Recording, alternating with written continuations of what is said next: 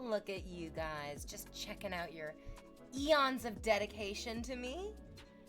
Yeah, look at this. Look at this amazing fortitude of focus and erotic endeavors. Thank you so much. So many followers for so long. I love you, I love you, followers. Oh my god, it's so interesting that a concept that didn't even exist, like, oh Peter, what's good, you fuck, and Well of Ascension, what's good, you fuck. It's the same thing, but it's different. It's the same thing, but it's different. So, like followers, this idea of you're gonna have followers that didn't even exist until relatively very recently, and yet. Did you guys hear about, I think it was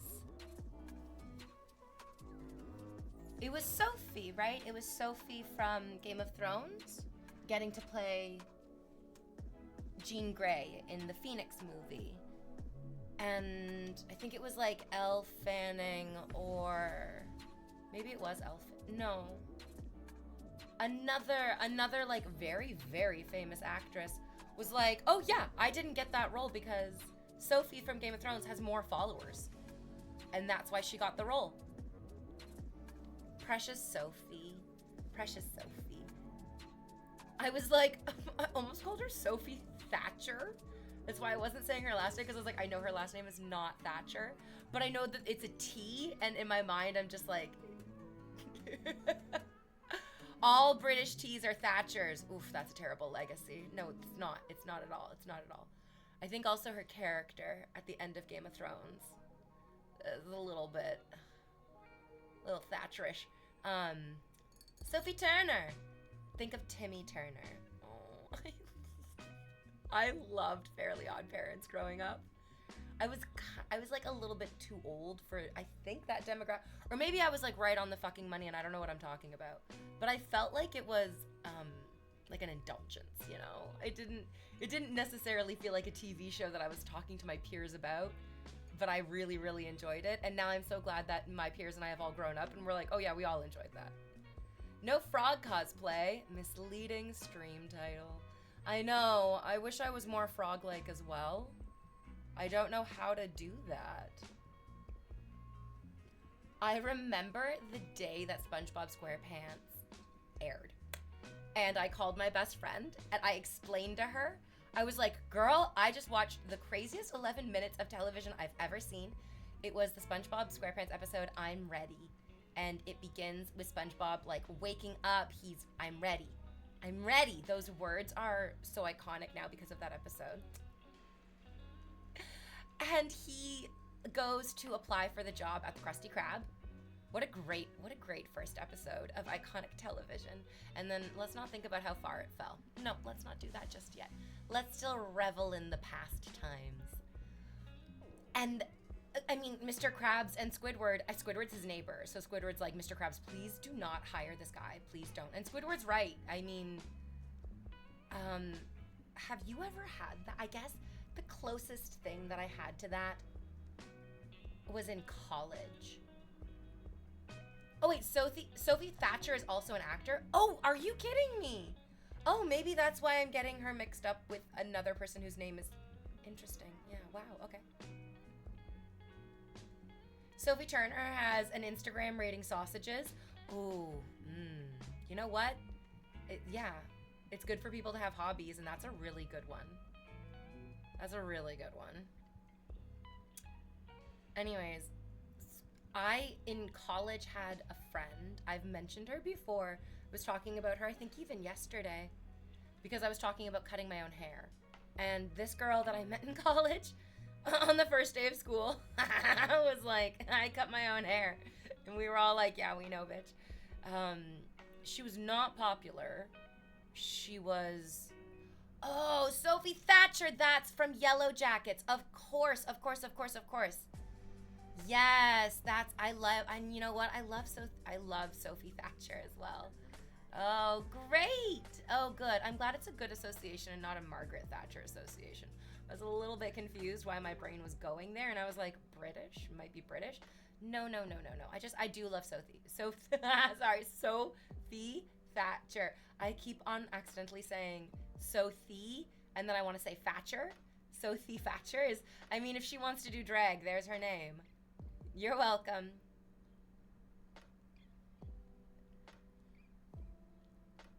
So this girl in our college class who was not very popular, cut her own hair.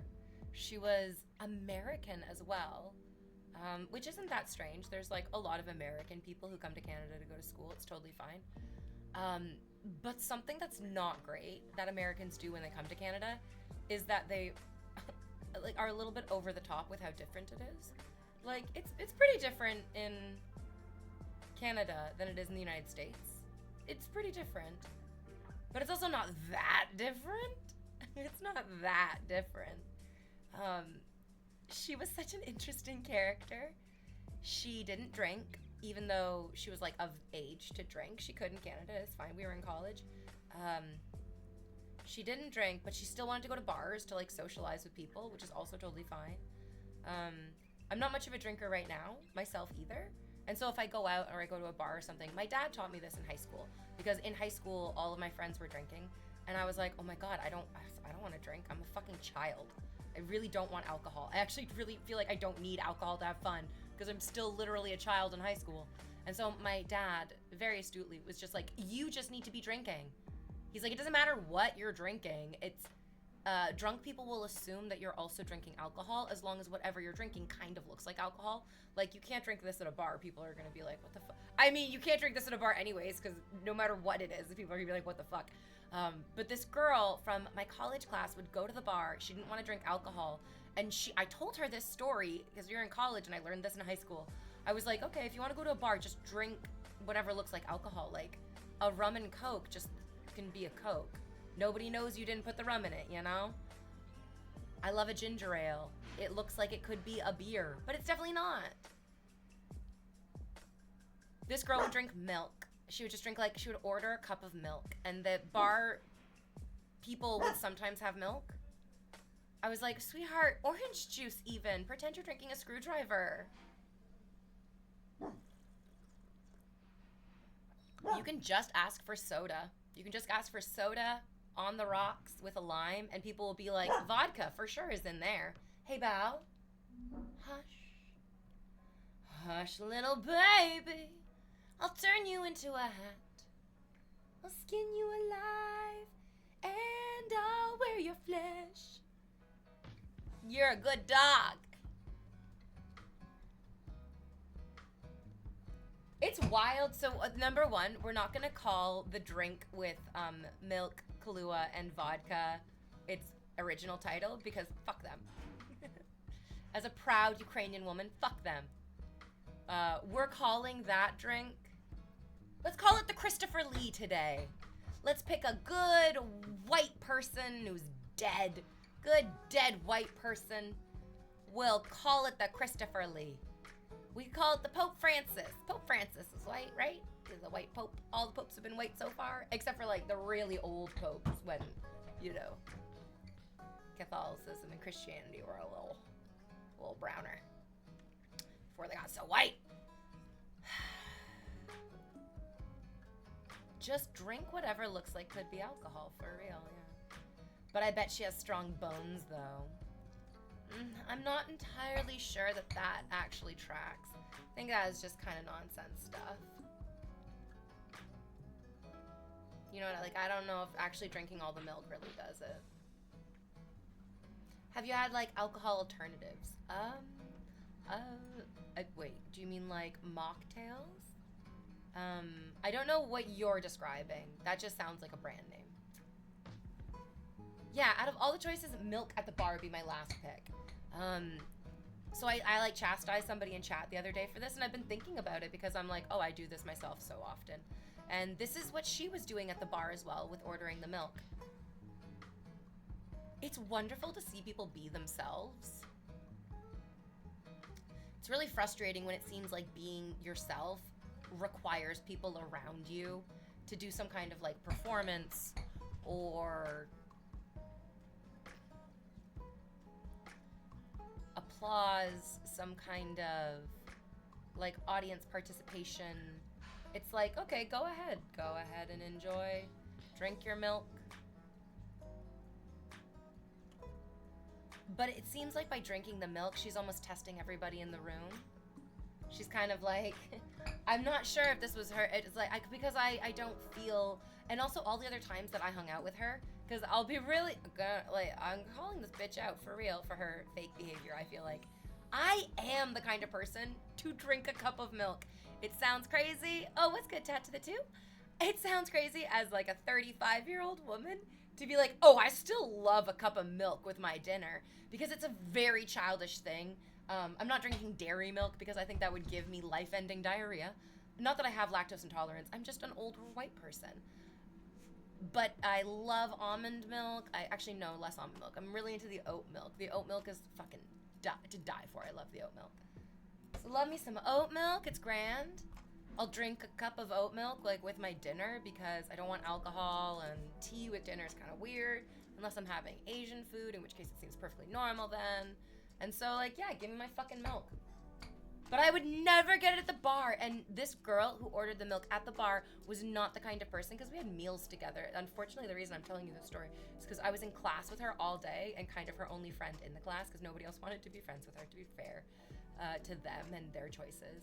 And then she also really wanted to hang out with me after class because she was like, I have no friends except for you. And so, like, we need to spend all day together in class. And then she was like, and then I want to spend, like, time with you after class. And so we would sometimes, but it became just suffocating. I was like, I can't be your entire world, my dear. She wouldn't drink milk regularly. It was like a thing that she was just ordering at the bar as a sort of silent challenge to everyone around her to be like, I'm drinking my milk.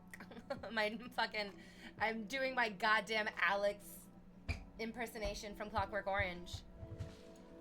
Which would have been badass. I mean, if you're doing that, do that. Put on your goddamn Clockwork Orange cosplay and drink your milk. But she wasn't. She didn't know that book. And that's not what it was doing. And years later, I'm still irritated. Lou, give me a milk. Chocolate. McFly. Older white woman, I'd still card you. Kind of. I think it's mostly just because I'm on your computer screen and I'm wearing like lots of pretty hair and makeup and stuff. And the lighting is gentle, like I'm like gently backlit with just like a nice like ring light in front of me. And the quality of my web camera is genuinely laughably bad. I put a new laughably bad quality web camera on my wish list. It'll be way better than this one because I bought this web camera like 7 years ago.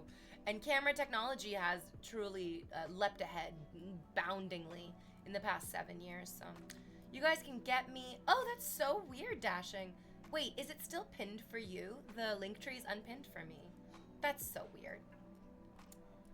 Go ahead, guys. I feel like I never, ever, ever want to get like a super duper fantastic like streamer quality camera, because at that point I'm gonna do the pornographies. If you can see every single fucking wrinkle and fold, every ingrown hair, every lumpy aspect of my carapace.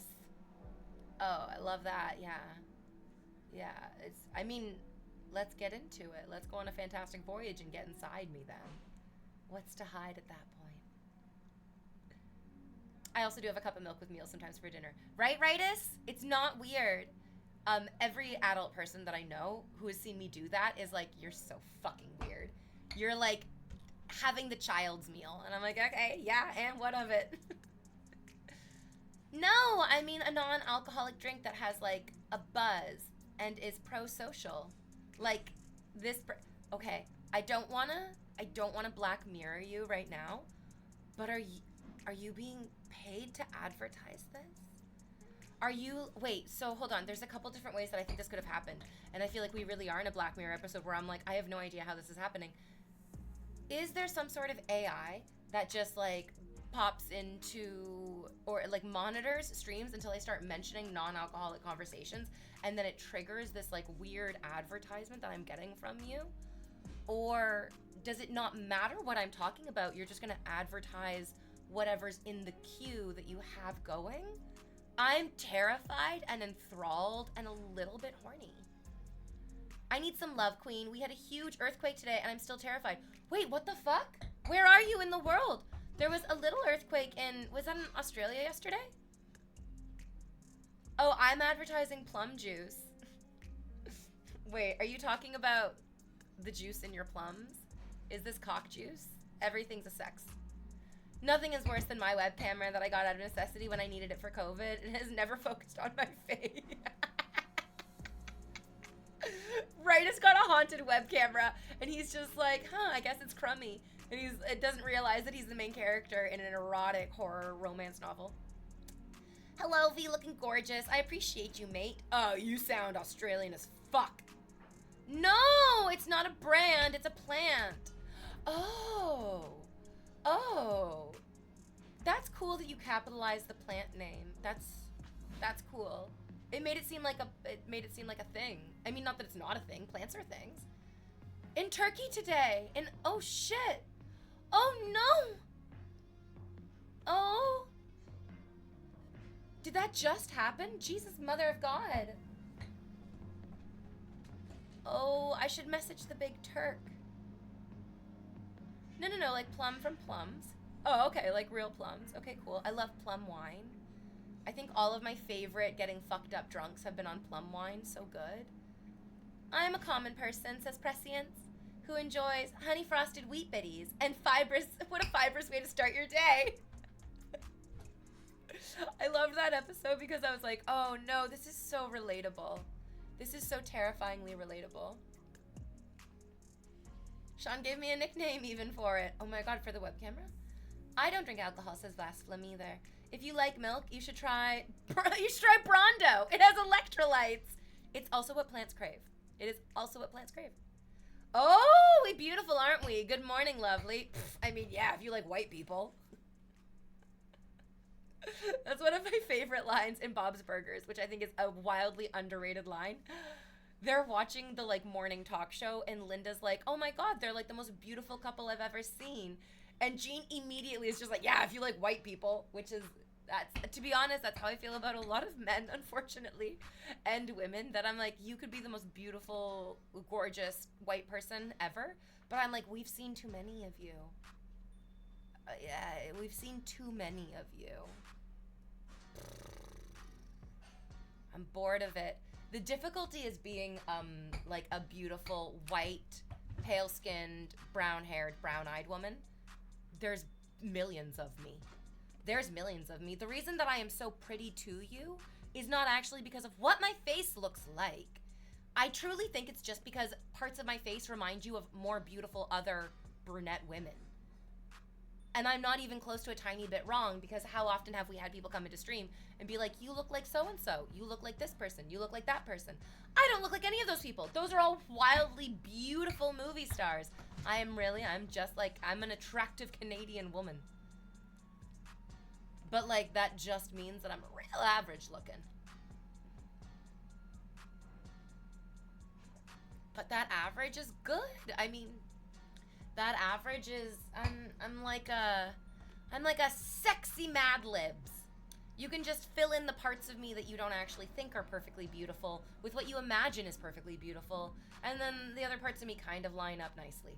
It's like in the Blade Runner sequel when he fucks Ana de Armas's holographic body on top of, oh, now I've forgotten the other actress's name. Again, white people. Yeah. No, it was like 4 or 5 hours ago. There was a lot of ones after the two big ones. Jesus God. There are still people camping outside and not going home. That's a terrible sign, right? Like there was a little earthquake in Australia and then a big one in Turkey. I feel like people on the west coast of North America, California and BC, they should be like sort of maybe getting ready for the big snap this week. Do you guys know anything about that? My brother moved to BC and explained it to me, and I was like, oh Christ on a fucking cracker. This feeds into so many of my favorite aspects of anxiety. Okay, well I'm definitely gonna message the Big Turk and see how he's doing, because he has family in Turkey still. I was doing research to try to get my brother to stop being a drunk, and so looking for alternatives that give a buzz. Oh. That is so sweet. That is so kind. I'm so sorry your brother drinks. My dad is a drunk. I was gonna say was a drunk, but like that's only because I don't talk with him anymore. But like it makes me so sad because the older I get, the more I can see that the drinking was a huge fucking problem. But it also, in his perspective, was the only solution. Like I don't think my father was drinking and being a terrible, abusive, neglectful parent because he just wanted to be a bad person. I think that our coping mechanisms can really blind us to like our siblings trying to save us, our children trying to like protect us. Anyways, I feel you, my dude. I really feel you. Sorry for thinking that you were trying to sell me something. That Black Mirror episode really stayed with me, really affected me. Only a select few white people. Okay, thank you, Solohan. Bob's Burgers is top tier. It's my comfort show and I love it so much. When I feel bad about remembering that my dad was a really neglectful, abusive drunk, I just pretend that Bob Burger is my dad, and that Teddy's my uncle, and that Linda's my mama, and then I go, I'm one of the Belcher kids. And then I go, that's a fun thing to daydream about. And it's not real life, but also our memories aren't real life either. So there's truly no harm in just putting aside the negative reality to give yourself a little fantasy for fun. It's also a type of therapy, but not the way that I'm doing it. There is a type of therapy, forget exactly, I think it's called like internal family systems, where if you had a really terrible fucking family life, you can go to therapy sessions with people who are in your life currently who you love and trust, or just like our community members who you can feel comfortable around. And you will like go through this sort of meditative process where you assign people to represent your, like the father that you had, or the mother that you had, or the sibling that you had that you don't get along with. And then you say goodbye to them, you tell them to go away. The person in the room with you doing the therapy session actually like walks out of the room or like sits down or just like disengages in whatever way you tell them to do, which is so cathartic for us. Like I think each and every one of us can remember a moment where we wish we could say something to our parents and they would actually fucking listen, maybe even do it. And it would have been all the difference between feeling hopeless and helpless and feeling like I'm a human being, I'm living in the world. Bob's Burgers is so top tier. Yeah, he had changed my nickname and gave me a special role in the friend Discord called the Oh, that's what Lithuanian Ghost was from. Oh my gosh, I remember your name being that. Oh yes, no, it's literally how you talk for me. Oh, okay. And not my gigantic, thick, fat ass? Because I feel like, no offense to me, not to objectify myself, but if any man was like, baby, that ass has me going just right, I'd be like, fair, very fair. I get a little offended when people want to just jerk off to my feet, because like, guys, I hold so much tension in my feet. I use my feet in like a grounding way. You can't be fucking that up. Or maybe, wait, maybe it would ground me more. You know what? Yeah, I need to stop being so judgmental. I need to stop it. No, says Mortal C? Oh, Mortal C. I just have a thing for brunette women. Me too. I love blonde women. I love brunette women. I love redheads. You know what's so crazy though? Not if they're small. Like, I don't find petite, little, thin women attractive. It's been so interesting to recognize that I'm like, I love women who have like big boobs, big shoulders, big butts, big bodies. I love big women. Something about like a teeny tiny, but then maybe that's not true either. I can think of lots of like little women that I really love as well. But then when I think about what I'm attracted to about them, it's not their bodies first and foremost. It is kind of just like who they are as a person, and then their body is an extension of who they are. Whereas I feel like it's a lot easier for me the bigger a woman is for me to be like, oh my god, I'm just so fucking into you. Like, no matter who you are on the inside. It turns off my higher reasoning skills. Oh no, cause for concern. You have a cause for concern today? Tell me all about it. Have you and the Big Truck been talking again? So he sent me that message. He sent me that, like, really, I kept thinking about the message that he sent me, and I reread it a few times, and I was just like, how can I not respond to this man? When, like, the worst part of our romantic relationship was that we were kind of just being friends without actually being in a romantic relationship, and he's reaching out to me as a friend right now. So I did message him back, and we did talk a little bit, and oh, it's kind of overwhelming. It's a little bit overwhelming, mostly because going from dating somebody to breaking up to then having no contact with them, I mean, you don't do that for no reason. And so going back and starting to talk with him again, I was like, I need to know why I'm doing this. I can't do this without understanding the choices that I'm going to try to make. Because we were talking like about boundaries. I feel like I finally like get it. That relationship that I had with him was so good in so many ways, but also really fucking sucked because I really wasn't like, I wasn't maintaining any boundaries at all. And then I was getting irritated when I felt burnt out by continuously trying to please him. And so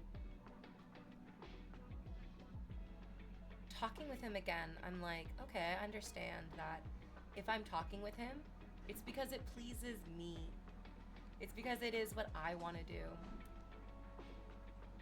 And it's also because I was thinking about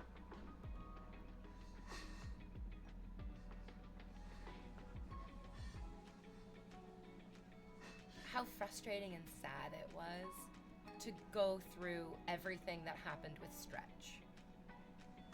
That was so... I mean, we were talking yesterday about modeling good behavior in a breakup, and I get it. Like, I really, really get it. I should have seen the writing on the wall with Stretch.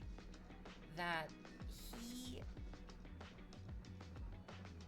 has no, like, good role models in his life at all. And so, like, the idea that he was going to be a good person for me with no good role models in his life was a bit unfair. But that's not the Big Turk. I think the Big Turk is going through a hard time, just like I am.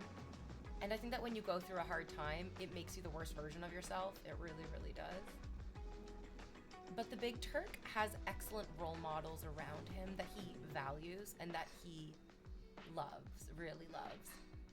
And those people model excellent behavior for him that is so fucking valuable. So for me, I'm like, it's not even just like talking to the Big Turk again and like talking to my ex again, let's be honest. It's also that I get access to his friend group again. And those people who inspire him inspire me too. I love them. I really, really do. And like the little bit that I was talking with the Big Turk, he told me that he was like, my friends all miss you too. And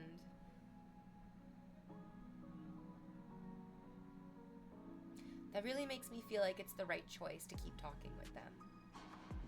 And to like stay a part of that friend group. Even if the Big Turk and I are never gonna date again.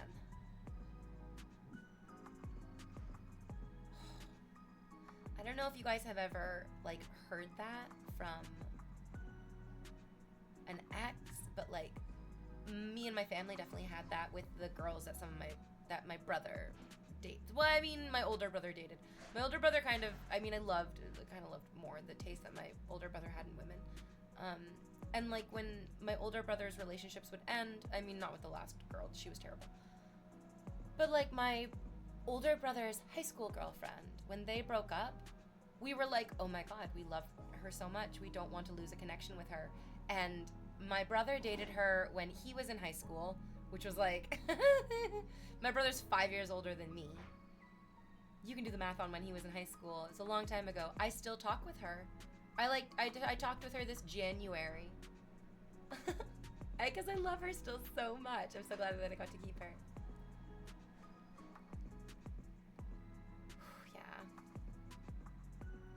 I also think that like BLT Rocker came in the other day, and he was talking, and he was like, "Hey girl, what's good?" Um, and somebody in chat, I think, or maybe it was even you, Right, Starling, was like, "Oh, somebody has like popped back into my life. What do I do about this?" Or was it me talking about the big Turk even? Anyways, BLT was like, "V, you told me once that it's appropriate for friendships to like sometimes fall apart, sometimes get back together. Like they don't need to be perfectly consistent things all the time. It is actually natural to sort of like flow in and out of people's lives." And I was like, "God damn, yeah, BLT, that's some smart fucking shit. That sign me up for that. That's it. That really is." It's hard though, I'm not gonna lie. It's terrifying. I'm sure you guys have had this experience as well, where you like were really close with somebody, whether it was like a romantic relationship or a friendship, and then it explodes in your face, or it like changes, or you grow apart, and then you're like, "Oh my god, what do I do? What do I do?" So I watched Princess Mononoke the other day. Rewatched it, obviously. I love that movie so much. I love it so much. I love getting older and rewatching movies because, oh, okay, I kind of understand the science, like the neurobiology behind this. When you sit down and you watch a movie, and I mean like you really sit down and you watch a movie, if you have the attention span and the capacity to actually really sit down and watch a movie, it activates so many parts of your brain. I really feel like it does.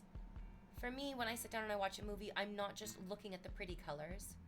I'm thinking about the three-dimensional space and the reason of the framing of the scene. My brain is really putting myself in the scene, and I allow myself to imagine what the different textures of that scene would feel. And you can tell this is true because look at the different textures, look at the different colors, like look at the richness of my own fucking Twitch stream. When I watch movies, when I read books, when I like take in any media at all, I really love thinking about the smells because connecting to your breath can be kind of hard and, to be honest, a little bit triggering. Thinking about taking big, deep breaths is usually something that people only talk to you about when you're having a panic attack. But in movies, I love like taking a big, deep breath when I'm watching the movie and trying to think, what would it smell like here? Where would that smell like settle in my chest, or settle in my nose, or settle in my throat? What would the like sounds outside of the sound design be? Because there's so many I'm such a big cinephile. I love movies so much. This is why I really want to be an actor. Like a real actor. Oh my god, I did not think you were going to show up today, my sweet, impoverished Australian man. Goodness. So when you rewatch these movies, the older you get, what's so fucking incredible is it's like a time machine. All of a sudden, the first time that all of those ideas and all of that information and all of those sensual memories came into your brain, those snap back into it. And I feel like we've seen that all in like our parents when they show us some of their old favorite movies. They kind of suddenly become the younger version of themselves that they were the first time they watched that movie. And I loved it so much rewatching Princess Mononoke in particular, because I don't just have the memory of like the first time that I watched it and then like other times that I got to see it with friends. This time when I was watching it, I really got the importance of the destruction. I remember when I was little, when I first heard about I think it's like the Hindu goddess, or the Hindu god maybe, of like destruction, Kali. It's not really destruction, it's like dissolving. It's the end of what it was, which is necessary for the beginning of what will be. And so in Princess Mononoke, they, like, if you don't know the story, sorry for the spoilers, the deer god of the forest. The deer god of the forest is like really beautiful, gorgeous, ancient part of the forest. The deer god has his head stolen, and that kills him. Thankfully, they're able to return the head. Thank God for that. But at the end of the movie, they're like, the forest will regrow, but this is no longer the forest of the deer god. And thinking about like, okay, the Big Turk messaged me. Do I want to talk with him? Do I want to respond to him? It's like the forest that we had when we were boyfriend and girlfriend is gone. It's gone. That relationship is done and over with. The people that we were when we got into that relationship are not the people that we were when we left the relationship, and that's good. Anyways, all this is to say, I'm totally cool just talking with him as a friend. I don't know if I want to date him again. Okay. Wednesdays are pretty historic as progression of the week goes. We need a good hump day. Oh, Rightus, you're saying the same things. I just endure. Because, of course, I'm a man. I was brought up just to suck it up. Of course, that's not been good in the long run. But, Rightus, you're not just a man. You're also an e-girl. Oh, yes. I think that's why cinema was so successful, too, because of the setting, and you get lost so quickly. I mean, it's magic. It's real magic, yeah. Ovi, I hope you're having a great day so far. Yeah, it's not so bad. One of us. Evie, hope you're doing well. Oh, yeah. Thank the deer god, or a different god. I mean, I think that deer god is dead and gone. Like, you know, they took his head and they ran away with it. That usually kills you. But, like, there's other gods. There can be new gods. It's not like that god existed forever and ever and ever and we'll never have new gods. It's important to let go of that old stuff, for real. It's a natural part of it. I mean, like, High Park in Toronto just had its controlled burn. Gotta dissolve, gotta get rid of the old. Gotta burn it up sometimes. Gotta decapitate the deer god. Have you ever gone all in pursuing acting, grinding auditions, etc.? You obviously have talent. No, never. No. I went to theater school for university. And then going to theater school and university really showed me that I was not ready. Like, I didn't know. I couldn't do it. I just wasn't ready. And so I did a little bit of voice acting, which I really loved. But even in doing voice acting, I was noticing that I wasn't doing good acting. I had no idea what to do. I couldn't feel things. The process wasn't like making sense to me. It just wasn't happening. And then I did lots of therapy. I did a round of antidepressants. I was like, oh, okay, now I can actually think about what the process of actually emotionally investing in a character is, because I'm not getting so overwhelmed by my own emotional engagement. I really feel like when I was younger, anytime I tried to tap into my emotions, it was like trying to drink from a fire hose. Like, yeah, there's a lot going on in there for sure, but I wasn't really able to access it in a way that felt productive. And I mean, I don't know how. I'm getting better. I'm taking an on-film acting class, which I'm really loving and having such a good time in. And it's showing me that, like, yeah, there's some natural talent. There's also a lot of progress that needs to be made to be able to access it. And I'm doing that progress, but, like, I feel like every legendary actor is humbled in the fact that they're like, I'm still working on what this process is. Acting is a process. Ludon says, you're hot. You were the first person in chat today, Ludon. Thank you. Vianani? That's me, baby. I'm just saying hey before work. Yesterday was kind of wild. Thank you again. I was wondering when I went to bed last night how you were feeling going to bed last night. Because I know that you made me feel like a fucking $1 million, truly. You gave me 350 of your sweet Australian dollary dues, but it made me feel like $1 million fucking bucks. And then I was like, I hope that he feels like $1 million bucks too. I don't think you do. I don't know if you do. I can't control how you feel. But every time you guys give me money, I hope it makes you feel like $1 million bucks, because it makes me feel like $1 million bucks. Your charisma's off the fucking charts. I mean, unfortunately, there's often a direct correlation between how much abuse somebody experienced in their childhood and how much charisma they have to harvest in their adulthood. V's got that acting school vibe. I'm very theater school. This is why people say I remind them of Anne Hathaway. Hey V, do you know Rod Stewart, like the singer? I'm new in your channel. Are you Rod Stewart? I hear that. I hope you find a suitable outlet for all your talent. So I definitely want to get back into acting. I'm ready now. I'm kind of older. I actually feel like I'm learning how to access my feelings in a way that's productive and exciting and fun and useful. And I also love voice work. I'm just, to be honest, like doing on-film acting will be a fun thing to try to pursue. In my mind, I'm like, okay, babe, shoot for the stars. Imagine yourself rubbing elbows with all those hoity-toities. But the reality is I really think I'm just going to love, love, love, love, love doing voice work and actually being able to access the emotions that I need to do character voice work. Because I know that my dream is to just do the English dubs of anime. I didn't grow up dreaming that I was a Sailor Scout to not do the English dub of Japanese anime cartoons. Let me do it. Let me do it.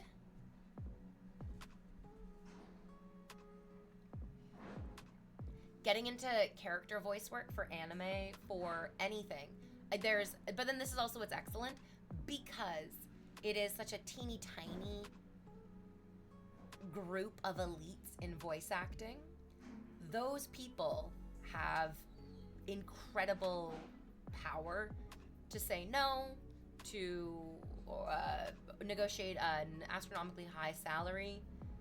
What's excellent is that I'm nobody. They can pay me basically nothing, and they'll get some high quality shit. Oh yeah. Oh yeah. My inexperience is hugely beneficial in this aspect. The world will be grateful to receive you, however you choose to show up. Oh, and I feel like that's true of everyone, for real. Like, big true for everyone. Yeah.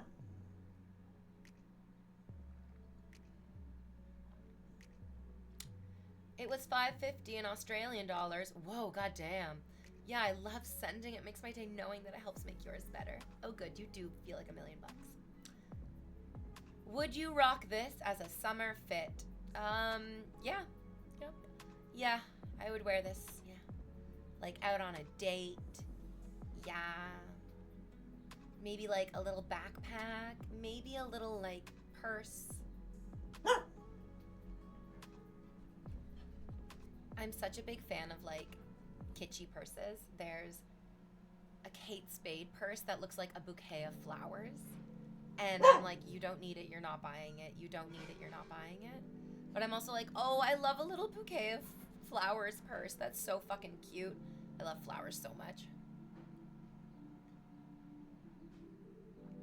A backpack for carrying a friend's bong.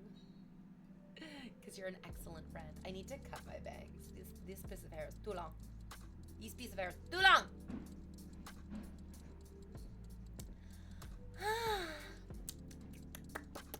Yeah. It's not actually summer just yet, but it kind of feels like it. Yesterday was so beautiful and so sunny and really, really warm. I went for a real nice walk. Well, you know how I'm going to physiotherapy? So my physiotherapist discovered that this tendon that runs down outside of my right knee and then down into my right ankle, into my right foot, is like super duper loose. And so this being super duper loose, my body kind of overcompensated and really tightened up on this side. We're trying to correct it. She put some like physiotherapy tape around this leg, which did like really, really help. And I'm slowly sort of like putting myself back into what feels like alignment. But I really noticed it yesterday when I went for my walk. I went and I got my nails done. Hello, nails. Beautiful nails. Yay! They're very subtle, but also very eye-catching in person. I love it. They're perfect. When I went to the nail salon, they were like, oh, we're so busy right now. Can you come back in an hour? And I was like, yeah, that's perfect. I actually want to walk to the bookstore and I want to get Mark Carney's book, Values. Mark Carney is running for the Prime Minister of Canada right now as the leader of the Liberal Party. He's also the current Prime Minister of Canada right now because we voted the Liberals in when Justin Trudeau was leader, but then he stepped down because he can read a room amazingly. Good for you, Justin. So I went and I walked to the bookstore, and the walk there was good. I didn't feel like anything bad on the walk there. But on the walk back, I started noticing that the inside of my big toe, the outside of my little toe on my left, oh my God, it's like a necklace, right on the outside of my left foot, and my heel on my left foot, like, I just realized, like, I was like, my left foot is aching. My left foot is fucking aching. I feel like I'm not, I didn't feel, Fantasy Van, good boy. I didn't feel like I was walking, like, heel over the like arch of my foot, down through the ball of my foot, and then leading off of my toes. It felt kind of like maybe I should explain this to my physiotherapist, but I'm glad that I'm explaining it to you because this will like help me set in my mind how I'm going to talk to her about this. It feels kind of like my big toe and my little toe are like locked to the ball of my foot. And so instead of having the like rolling forward motion, I feel like I'm just like jamming my toes sort of painfully into the ground, or like into the like insides of my shoe, like pushing against the insides of my shoe. Because after I walked from my place to the nail salon to the bookstore back to the nail salon, I was like, I'm like limping basically. Like I feel like I'm limping. Maybe like this arch is fallen. I know how my feet are supposed to work. And it's supposed to, like the arch of my foot is supposed to sort of allow all of this stuff to line up and roll forward, but I feel like it's not doing that. So I felt like I got to the nail salon after walking back from the bookstore and was like, oh my God, I'm so glad to sit down for an hour and get my nails done.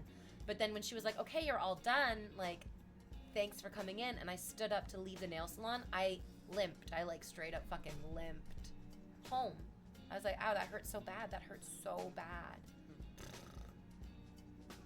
I was wearing my Converse high tops, and those are notoriously like, they're not good for long distance walking. They're really not. They're so flat.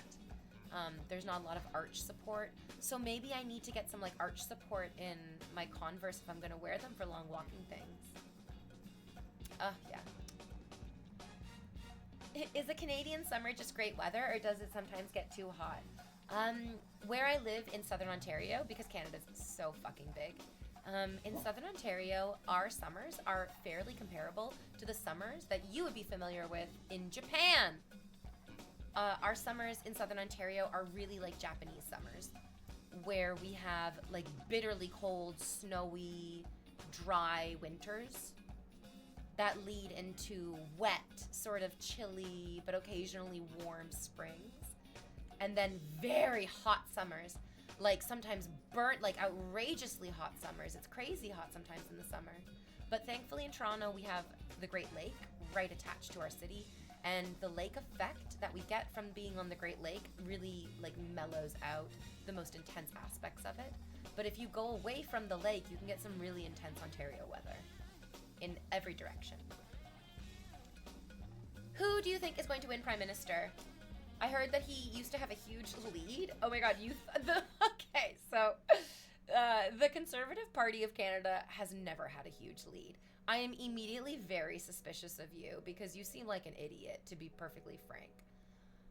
The smartest Conservative politician that I think we have in Canada right now, bizarrely, is probably Doug Ford, because he understands that popular Canadian conservatism is financial conservatism, and that's basically it. Slash, cut, minimize. That's popular conservatism in Canada. What that fuckwit PP loser is doing is not popular at all. He is trying to push this Make America a Great cultural conservatism, which is not Canadian values at all. So I feel like anyone who's like, oh, I totally thought this like weird ass backwards loser was like totally going to win it. No, you didn't. If you did, I think you might be in... I mean, we're all in echo chambers. I think you just might not notice your echo chamber as much. Have you tried those electric scooters? I don't know if they're popular in Canada. Oh yeah, they're all over the place. And no, it's good. I like walking places. I don't mind taking an Uber every once in a while. Yeah, I was gonna ask if the shoes were comfortable. No. I mean, I love my Converse, but they don't have good arch support, yeah. Do you have an AC? Yeah, I used to have a window AC. And now the building got upgraded, so now the building has AC. Who is Frank, and why is he so perfect? Doug Ford is yucky. Yeah, he's not a good person. I don't like him. But as far as a conservative politician goes, he's at least smart enough to keep the cultural conservatism out of it. Yesterday when I was getting my nails done, the nail salon had the news on, because often they have like a TV running, just like stories of the day. Why wouldn't they? And they were showing like live footage of the different leaders doing talks throughout the day. And that idiot PP loser was speaking in French. His French is terrible. Mark Carney's French isn't great either. Val, you need to relax. You need to leave it. Relax, leave it. But Pierre's French is, and I mean, imagine being named Pierre and your French is so fucking bad. It was terrible. It was so awful. I was cringing so hard. The woman doing my nails got up, walked over to the TV and turned it down for me. I was like, thank you so much. Thank you so much. I don't love politicians. I'm not here to suck anyone's fucking dick. Hi, yeah, I yelled at you because you're being irrational and loud. His French is so bad, and he's such a bad person. It's terrible. Mark Carney's French is bad. He doesn't seem like a bad person, though, so far. Yeah. Yes, yeah. You guys all wish you could lick my legs. KRNY1. Is this Mark Carney's fucking Twitch account? We found him, boys. He's here. Oh, look at his little dog. You're a little dum-dum. You all wish you could lick the leg. Yeah, you do. Yeah, you do.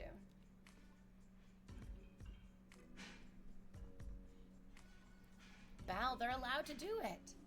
They're allowed to do it. They're in the building doing appropriate building work. What do you want with me? She's such a little dum-dum. Little baby dum-dum. Yeah, you little baby dum-dum. You soft little eyes. And your goopy little head. Little dum-dum.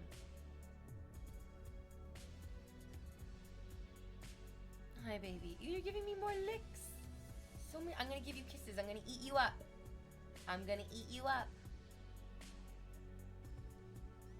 She's down with it. She wants to get eaten up.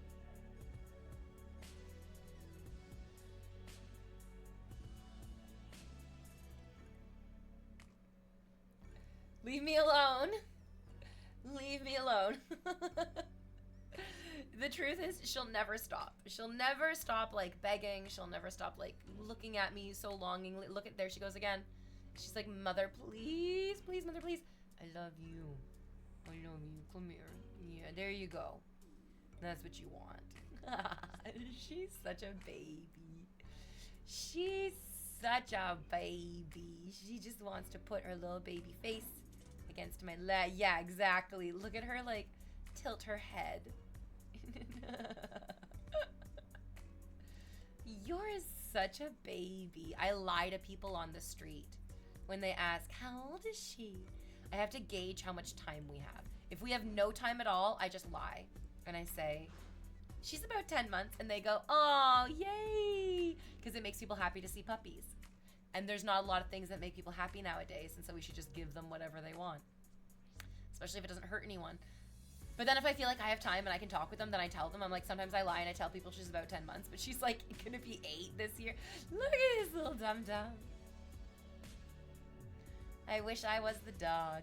Does she ever have trouble seeing where she's going when her hair gets longer? No, I'm pretty good at keeping her trimmed up. Like, and you know what? I'm actually so good at keeping her trimmed up that I can tell her, hey, Val, do you want to trim? We're not doing it right now, okay?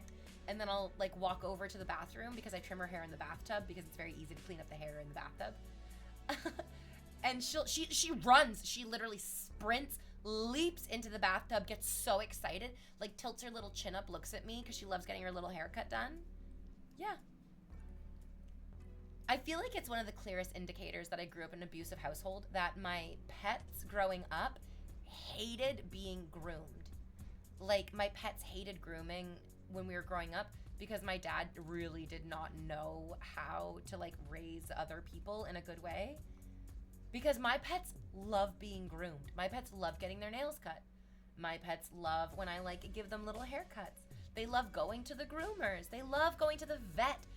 The vet's office was, like, so shocked, so beautifully shocked. This is why I feel like I will be getting into heaven, basically, no matter what I do as a human being, because my dog loves going to the vet, even after getting fixed.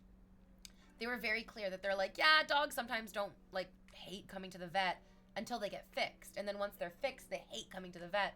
And so she got fixed, and we went for the, like, next checkup after her appointment. And the doctor was genuinely taken aback. I feel like there were tears in her eyes because my dog was so happy and excited to see her. And she was like, this is so weird. Dogs are never happy and excited to see the vet. It's so sad that you become a veterinarian because you love animals. Obviously, who the fuck wouldn't? But then in your capacity, in your role as being a veterinarian, the animals that you love so very much are sort of, unfortunately, intrinsically terrified of you. It just makes me feel so happy because I know that it means that my pets have like a really strong sense of safety and trust. And that like, if I'm not freaking out and if I'm relaxed and happy and content, then they just are like, I will also be happy and relaxed and content. Even if the situation that I'm in is brand new, unknowable, and potentially deadly dangerous, who knows? I'm just a little dog. Do you have aspirations of having kids eventually, or is that too personal to ask? People ask it all the time. People ask it all the time. I don't think it's too personal. It's something that I definitely think about all the time. Today, the answer is no. No kids today. Because my ride's here. I gotta go fight my way out of the military-industrial police complex.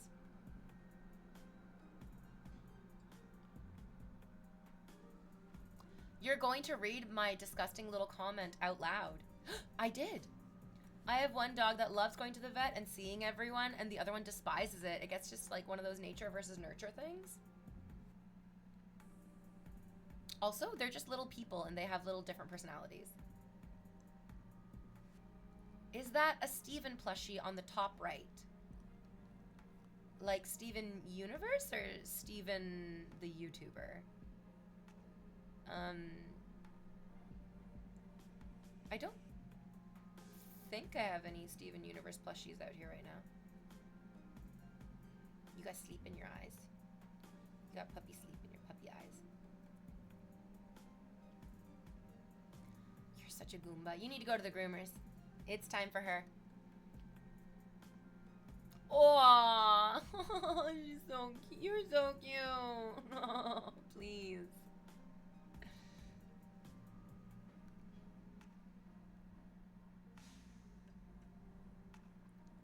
Do you mean my JoJo plushie? It's a JoJo plushie. I remember you have Lion from Steven Universe. Yeah, Lion's still here. Lion's down there somewhere. I still have Lion floating around. Yeah. I'm gonna eat you up. I'm gonna eat you up. She's like, she'll act like she doesn't like it, but she obviously loves it. I'm gonna eat you up. I'm gonna eat you up. I'm gonna eat you up. I'm gonna eat you up. I'm gonna eat you up. I'm gonna eat you up. She's so dumb. You're so dumb. You are so dumb. But also you're so smart. You're so smart at but then also that's what makes you so dumb, you know what I mean? Because you are so smart, but you choose to be dumb. You're like, sorry, Mom, I don't know what you're, like eating the cat food. She just wants cat food all the fucking time. And she's like, like, even saying the word cat food, she's blinking and she's looking off to the side. Cat food. You little bitch. Stop eating the cat's food. Because the dog wants the cat's food, and now the cat is like, oh, I'm eating the dog food. The cat's not supposed to be eating the dog food. You guys are both in cahoots to cause as much trouble as possible. Troublemaking babies. Okay. We're gonna take our first break of the stream, okay? No, troublemaking babies. Just also put your head down for a second. Her little paw right in the middle of my titties.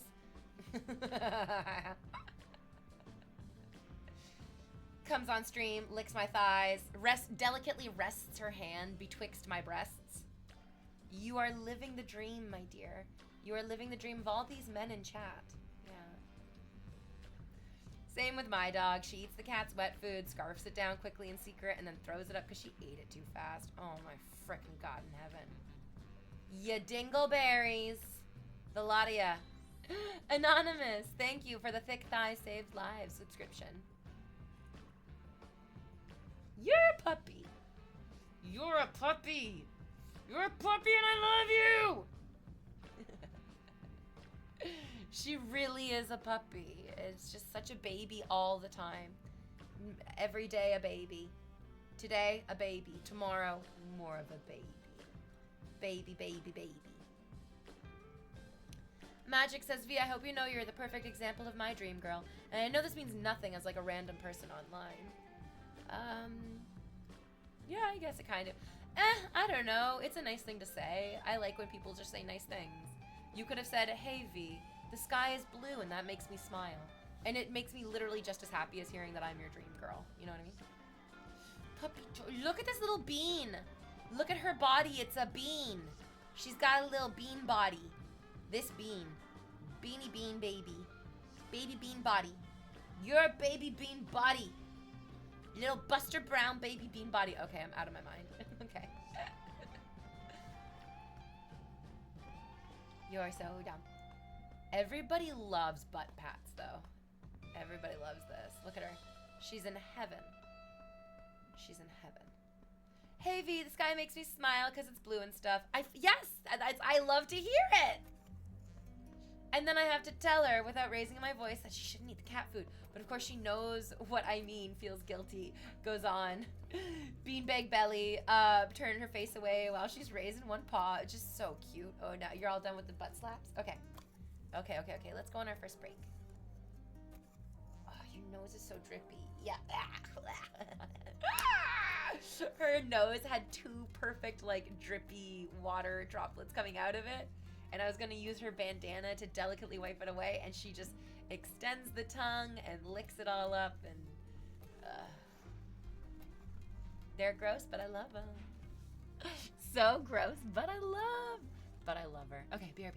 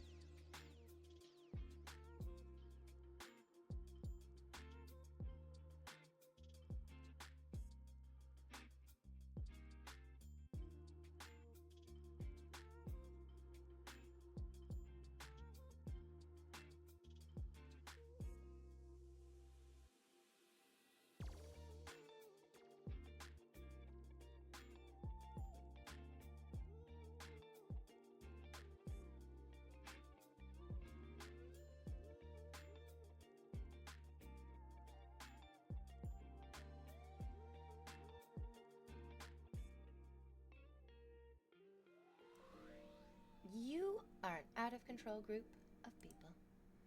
Look at how crazy and wild you are in chat. It's animalistic. It's what the word would be. Animalistic. Just kidding. You guys are fine. So, Katy Perry went to space. And then... Poor Katy Perry. You know what? Now I'm on Katy Perry's side again. No, I'm not. I mean, the truth is, I think that this is probably for the best for Katy Perry. She went to space and she got a lot of negative attention for it. I think, you joining me?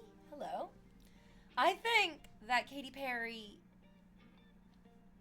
got a really, what else was going on when Woman's World came out? I feel like we might have been distracted by other things when Woman's World came out, but we probably shouldn't have been, because she deserved like a full slap. I mean, I also think that her album flopped super hard, probably because of the Dr. Luke collaboration, the Dr. Luke involvement. It doesn't really have to do with space, you know? There were other people who were on that flight who are not getting as much hatred as Katy Perry is. And so it doesn't really have to do with the space flight thing. I think it has more to do with the working with the terrible, terrible man that Dr. Luke is. Also, the music isn't even good. This isn't saying that if the music was good, we'd be more tolerant of how terrible he is. Yeah. Okay, Kitty. Okay, Kitty, I'm in my position. You can come join me now. Kitty. Come here, Kitty. The kitty will come when she's ready. Can't make the kitty do nothing. Yeah. Gorgeous. Yeah. Oh, yeah. Oh, the dog's still here, but now the dog's like, she kind of wants to play fetch now. But it makes me so happy that both of them want to rub their little heads on my thighs. Hey, Guy. Hey, pretty girl. Look at this pretty girl. Look at this gorgeous, sleek, mysterious angel. Oh, yes, I love you, I love you, I love you. Oh, yes, I love you, I love you, I love you. Yeah, yeah, yeah. Oh, yeah. Oh, licks? Ooh, ooh, cat licks. Oh, that hurts. That's painful. Oh, she's going down to the bone. Licking through my flesh. Oh, the licks. Oh, I'm getting some crazy licks. Yeah, thank you for the licks. Okay, we'll let her rest for a little bit. You can't overstimulate the kitty. She'll bite the fuck out of you. Don't bite the fuck out of me, okay? You guys have seen her bite the fuck out of me on stream. It's true.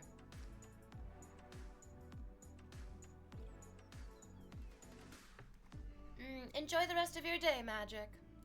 Enjoy your tech things. I just finished a tech book. It's Sarah Wynne. Oh, and actually, you know what? I should really be advertising for it, because you guys get this. I was talking about it on stream recently, that I read Sarah Wynne Williams' book, Careless People.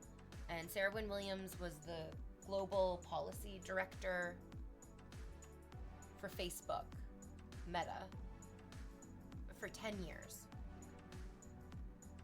And she's written a memoir about her time working there. And you guys get this, Mark Zuckerberg successfully petitioned a court to not allow her to advertise this book anymore. He couldn't get them, he couldn't stop the book from being printed, thank God. But he was able to prevent her from advertising the book. So if she's not allowed to advertise the book, I will advertise the book for her. Careless People by Sarah Wynne Williams. Please read it. It's probably one of the most important books that we need to read in 2025, because it very clearly explains and outlines the way that Facebook has irrevocably damaged the democratic process. I'm not saying that democracy was a perfect thing before Facebook. There were definitely cracks in the democracy before Facebook, but Facebook, like frozen water in the foundations of your house, it got into those cracks and it created massively, to be honest, what feels like insurmountable problems now. Go fucking read it. It's terrible. It's absolutely fucking terrible.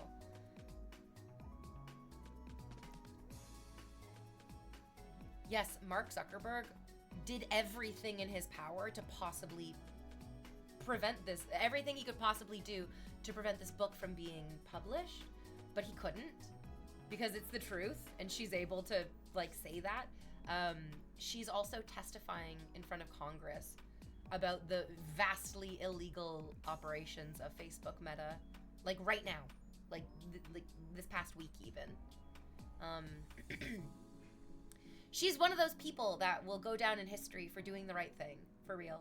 Her book, it puts her right in the middle of a lot of really awful, terrible shit. She does a really, really good job of like detangling herself from a lot of the awful fucking shit that she was a part of. And this is, I mean, this is the best that we can hope for when people wake up and realize that they've been doing this kind of stuff.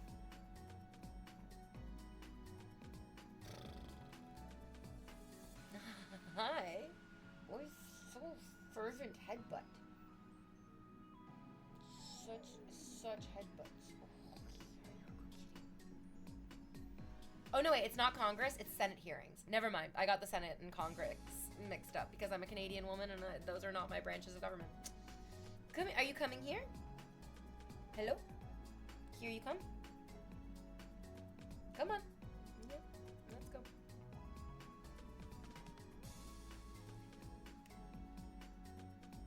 Oh no, I got it mixed up. Nah, we all get it mixed up.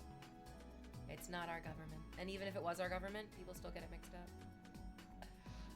Look at this kitten. Look at this kitty. I love her. You're my angel kitten. Oh, she's such a good cat. Yeah. Yeah. Okay, yeah. And that's enough now. And now she's gonna sit there. Oh no, she's gonna kill me. She's gonna kill me. Whoa. I love when the blink is really... Yeah, she just did it again.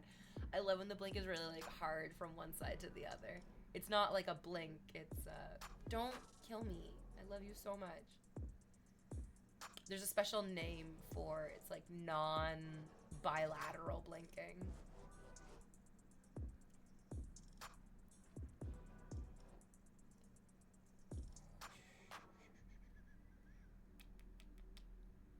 Love you, kitten. Are you going to destroy me? No, you're not.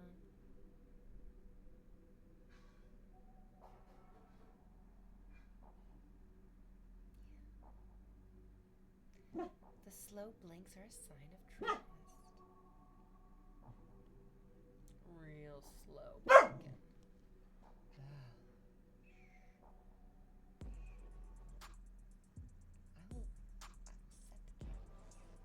I will give the cat free rein to fuck your shit up, dog.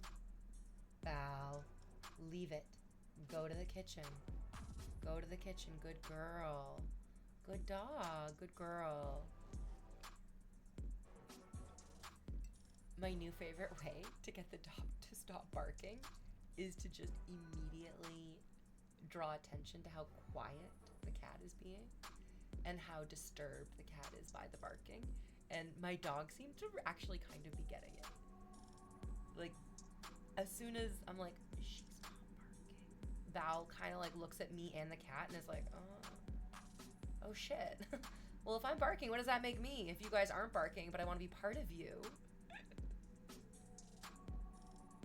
Black cats just want pets and to zoom around. This cat is quite fat because she likes to eat dog food. I did a great job of getting her to lose weight. I really did. And she's so fat again. Because she realized that, yes, the robot will be feeding her cat food small amounts throughout the day. But also, I will be feeding the dog and she can just bully the dog. She can just bully the dog. Oh, baby. Not her just like wrapping her tail around my thigh. Oh, kitty. She wants to cuddle me, but she's also like, I guess, overstimulated. Angel. Now the dog's in quite a position because the dog has a toy. And so the dog is probably going to want to invite me to play with the toy, but the cat is between me and the dog. You can see her playing with it. That's so cute. He's such a cute puppy.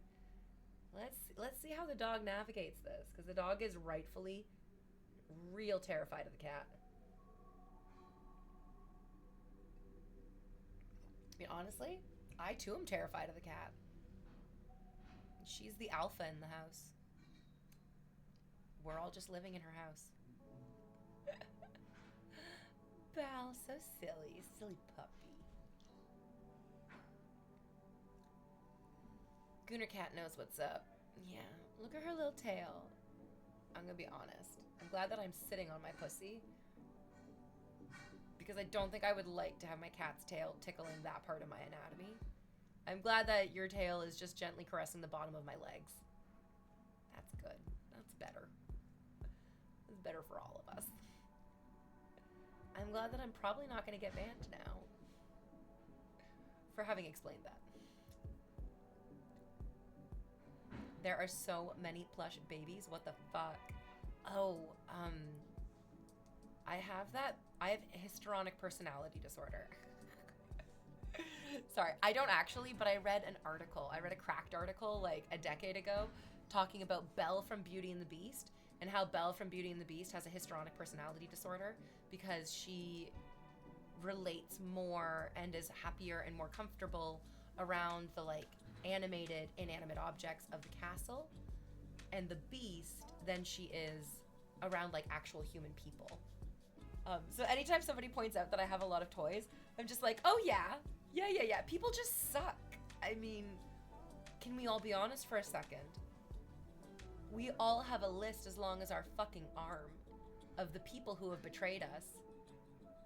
And I feel like if any of us have a toy that ever betrayed us, that is a singular event that we all need to hear about. What the fuck? My toys have never betrayed me. I love all my toys. I'm matched with this guy on Tinder, the poet. It didn't work out. He was going through a really, really rough time, which means that whether he intended to or not, he was treating me kind of rough. But what was so sweet and lovely to see is that when he was over at my house once, I was showing him one of my Barbies. And as I was showing him the Barbie, the shoe came off of the Barbie and it fell on the ground. And in my mind, I was like, oh, I'll have to pick that up later. Or like, I'm glad that my cat and my dog are not the kind of people to like eat toys. But then later I came back into the room and the poet was on one knee putting the tiny Barbie shoe back on the tiny Barbie foot, and it was like such a fucking Prince Charming moment. It was so sweet. It warmed the cuckolds of my heart to see the guy be nice to my toys, because I was like, yeah, you understand that like I love my fucking toys, and yes, they are just fucking toys, but also there's a reason why as an adult I have all these fucking toys. And it's a good reason. It's a good reason. I live in a plushy pile if I wasn't living where I was, and if I was just like not judged for everything. Because that's also the thing. I, as an adult, have like for many years had the joy of this being my own space. I love it so much, and it's impossible for me once you get to know me. If this is my space, Tom, my space. If it's my space, it's my space. It's mine. It's so mine.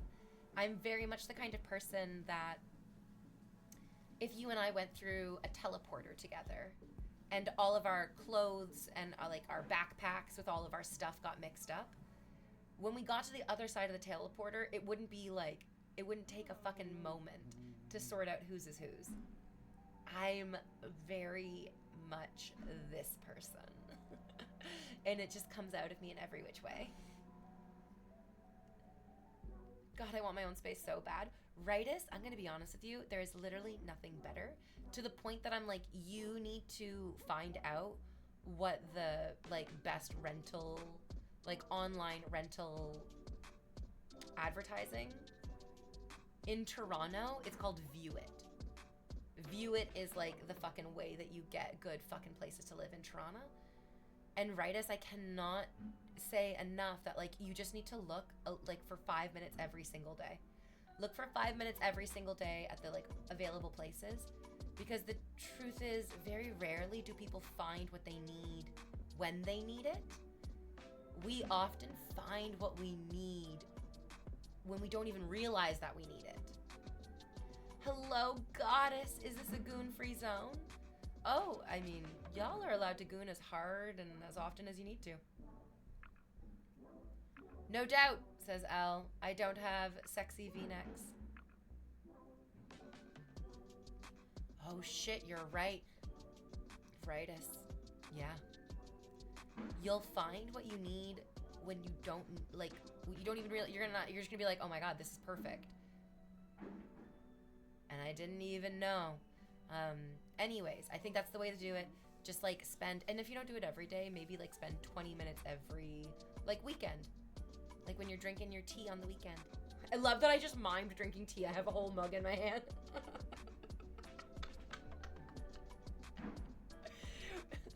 I'm an idiot. Is this a goon-free zone? You guys are allowed to goon as hard as you want, because I'm not thinking. And spend 20 minutes looking at all the rentals. I love where I live. I don't want to move. I don't think I, like, ever will move, really. Like, even if I won the lottery and I could buy a house, I would still keep this apartment because I love it so much. And I found it when I was living in a place that I loved and I didn't want to leave. I was just so glad to find it. I was like, this is perfect. Then I got my friend to come in with me, and now it's paradise. It's so good. I've met my goon quota for the week. No more gooning. Are you sure you're not gonna goon? Maybe I could tell you about some times that my toys betrayed me. Sex toys betrayed me. I'll be honest with you, I bought the magic wand. Like, you know, the iconic female pleasure device. I bought the magic wand. Porn stars are built different. In pornography, quite often, the magic wand is placed directly on the clitoris of the woman in the pornography video. That's not how you use that. That's not how you use that. Oh no. No, no, no, no, no. It's actually, it's a wireless one. So it's like you plug it in to charge it and then it's, yeah. I love it. It's great. But what I mostly, like, and now I know how I, like, fooled around with a guy and he was like, oh no, like, put it here, not here. Put it here, not here. Do I get to explain to you exactly how? He was like, you don't just, like, jam it onto the clitoris. That's fucking wild. He's like, you can use it to vibrate your pelvic bone. So put it on, like, your pubis mons. And then use it to vibrate your pubic bone, which will then vibrate the entirety of the clitoris, even inside of your body. Amazing. Great use of the toy. I, in my use of this sex toy, have mostly used it for neck tension. I am so stupid. I feel so embarrassed because I definitely have had it out, like, in my living room. Because I'll be sitting watching anime, reading anime, and, like, massaging my shoulder. It's not a toy that I use for sex. Often I have, but it's much more often just used as an actual massager to help with tight muscles. Because it is like it's very powerful. It's a very powerful personal vibrator. It really is. And that makes it an excellent sex toy, which is what it's supposed to be. But then it also works for, like, non-erotic purposes on your body. Yes, I've been betrayed in that way. I'm just also so glad that, like, everyone who knows and loves me would also not be, like, weirded out. I'll just be like, V, your sex toys are just out in the living room. I'm like, you know me. Technically, that isn't what the product was made for, right? Exactly. I mean, that's not it's not how it was sold to me. It was not the intention of the production of it in that moment, but it comes back around. Do I have a pubis mons? Isn't that the volcano on Mars? It is. It really is. So intense. Yeah, the, like, vibrators. Well, I mean, you know what's great? Sex toys, like, erotic stimulation were some of the first electrified, right? Or is this a, like, common myth that got lumped into something else. Is it true? Who knows? Because we all went to go see the Vibrator play.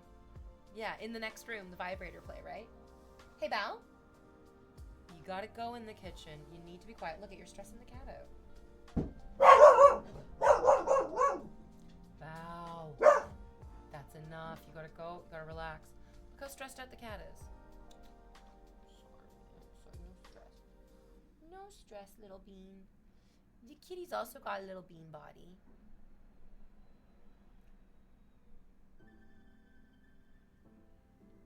I feel like, so I learned about this in university because the Vibrator play was really popular and I was in theater at the time, that this was really popular in university.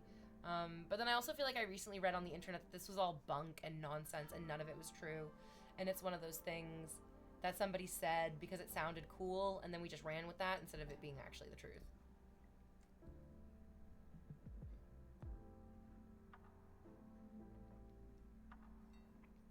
Right, I think it'd be so weirded out if I saw somebody's sex toy, especially if they were like living alone, just living their own lives and stuff. I think the context really matters. So the context in the time that like somebody came over and saw my magic wand on my couch was they were coming over to pick something up. I wasn't like having people over. Yes, it's if you go over to somebody's house and their sex toys are out and they knew that you were coming over and they like have their sex toys out, that's something. There was an Am I the Asshole post, which really read like it was mostly just like a man's weird fantasy and hopefully not a real life situation, because if it was a real life situation, it's very weird and uncomfortable, which is often the case with Am I the Asshole posts. But this guy was like, oh, there's an intern at my company who, because they're an intern, they're not being paid and they got kicked out of their house. And so they're living with me because like I'm so rich from working at this company. I can afford a 3-bedroom house. And then she came into my room the other day and initiated sex with me. And like, am I a bad guy for going along with this? It's just like, yes, you are. There were so many steps leading up to having sex with this person that told you shouldn't. Just like seeing sex toys in somebody's living room. It's like there were so many steps leading up to me coming over, which means this shouldn't have happened. Oof. I don't care what anything was designed to do. I care about what it can do. Gene crayons. Okie dokie. I love a gene. The woofs. The women were vibrated by a doctor when they were diagnosed as being hysterical. Yes. A hysterectomy is when you get your womb removed, because hysteria is like a deeply misogynistic term that people use to just describe like, oh, women are so crazy. It's like, well, I think that they are having a very natural reaction to this shit awful fucking society. I don't think we're hysterical. I think we're just regular human beings in a world that really does not want us to be regular human beings. That's an invitation to vibe out. I do love a good vibe. I love vibing and high-fiving. Okay, dog. Bow. In the kitchen. Now. I can't tell if she's in there or not. You need to stop barking, Val. She's being a bad dog. There's also a lot of sounds and noises because I don't know, it's spring, so we're getting into construction season again. It's like always fucking construction season in Toronto. Even in the winter, I feel like we don't stop doing construction even in the winter now. It's just all construction all the time. It's a never-ending construction cycle. What? What's wrong? You just sleep, my love.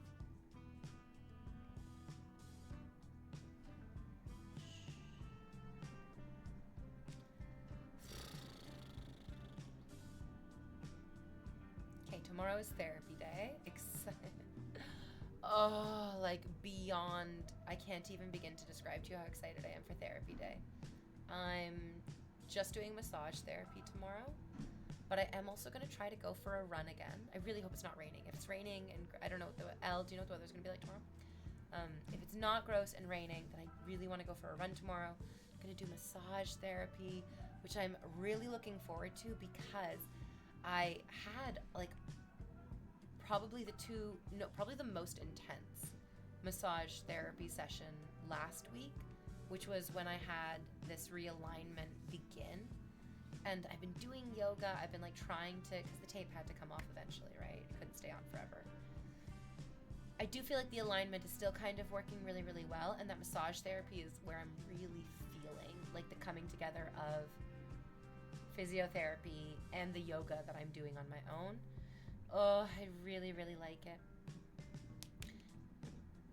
I've mostly been doing upper body because I feel like I carry all of my tension like basically in my like neck and shoulders. But I'm wondering if we should start doing lower body too. Anonymous, what are you doing? 5 gifted subs for me. Oh, the aware one got one. Yay. Some therapy, some cardio, and a massage. A+ on the self-care. Yeah. Well, like, not like psychotherapy, not like talk therapy, like massage therapy, yeah. I do love I do love caring for myself. Also, I think that each and every one of us can recognize that the world is feeling especially chaotic. Everything feels especially chaotic. I didn't feel good.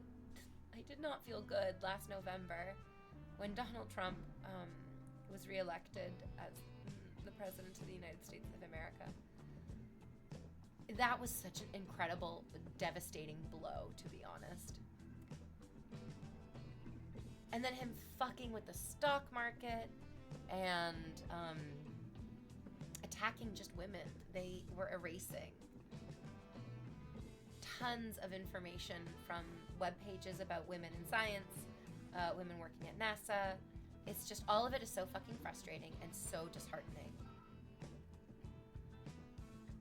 On one hand, I'm like, oh my God, why are you acting like such an injured creature with all this therapy? And then on the other hand, I'm like, well, because you want to be present, and to be present in 2025 is to, it's hard not to be injured. I can't imagine who's feeling good right now because of the state of things, you know? That November was an L, the American empire very much on the decline. It's why I feel it's so important that you read Careless People by Sarah Wynne Williams. It's why it's so important to understand why and how this happened. Because that simply must be the key for preventing it. And more than just me needs to know this. It's not enough that I read the book. You need to read the book too. You need to have your own experience of being shocked and outraged by the disgusting, shallow carelessness.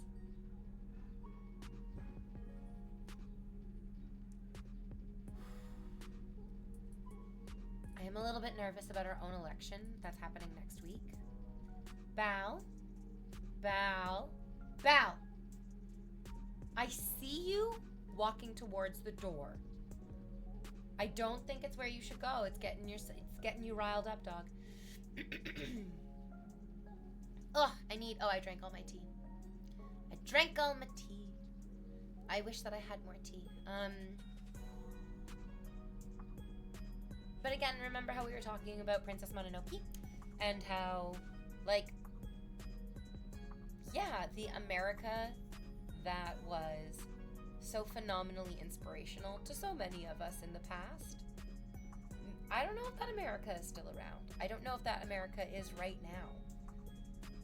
They really love to glamorize the past, but it's not the same past that you and I are fondly nostalgic over.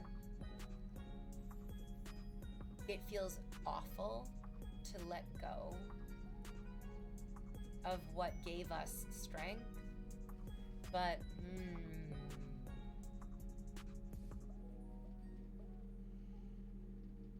we all get to grow up and make new dreams. And I think globally, we're gonna wake up and make a new dream that probably isn't so America-centric. Please read Careless People by Sarah Wynne Williams. It's probably the most important book.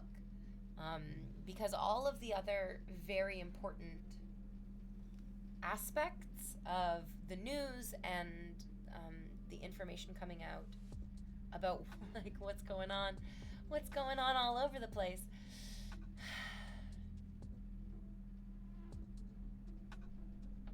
It does really all come back to the technology and come back to these new really beautiful ways that we have to interact and to connect with each other.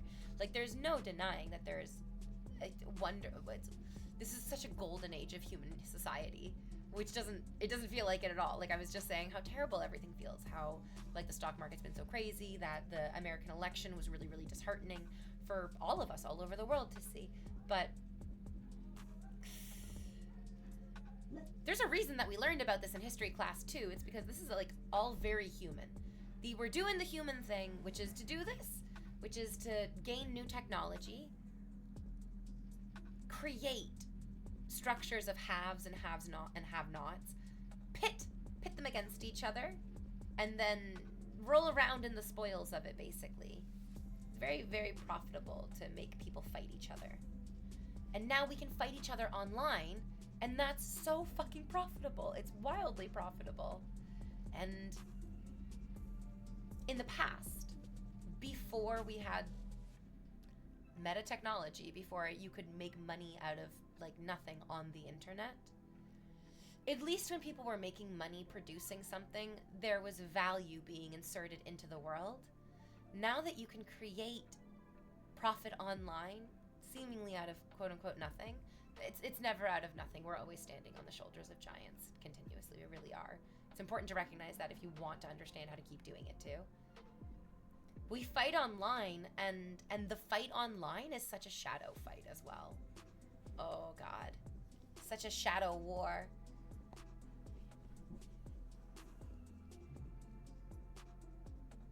Oh yeah, I should put more books on my wish list. Actually, no, I have too many books. Because not only do I want to read Mark Carney's book Values, because I'm like, okay, if you're going to be Prime Minister, I want to know who you are. And also, so far, the book is really, really well written. I'm just like on the third or fourth page of it, because I literally picked it up yesterday. But he has a little anecdote about going to a market economy conference in the Vatican. And Pope Francis, when he was still alive, came in and talked about how during their meal, they'll be drinking wine.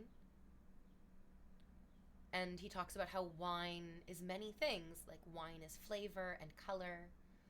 Wine has its own bouquet. Wine has alcohol in it, which can do many things for many people. Like, alcohol can relax you. Alcohol can enliven you. Alcohol can encourage you. Yes, it can. Liquid courage, baby. And then Francis said, and later we'll have, I don't know what this is, so maybe you guys do, you can Google it, grappa? I think it's Grappa. And he said, grappa is just alcohol. It is like wine distilled. And then Pope Francis made the connection. He said that humanity is like wine. Humanity is so many different things. Humanity is creative and altruistic. Humanity is generous and also self-interested. And he said that the economic market is just one thing. It's just self-interested. And the difference between how wine is like humanity and grappa is like the market is the direction that we have to reverse. The market naturally just wants to be a single distilled element of humanity because that's the best and easiest way for it to be, but it can't be that way. Like, we're seeing this. There's no point in money if the money doesn't actually get us what we value. Money will become valueless if it's not able to get us the valuable things. That's the whole reason why money works, is because we've tied it up with what is valuable. We just fight each other globally now. I know, we really need to be going into space. That'll give us a whole brand new perspective of what valuable is. Ensign Bob says, nowadays, it's the most profitable to capitalize on people's insecurities. Self-help BS, nutrition hacks, supplements, crypto, stocks.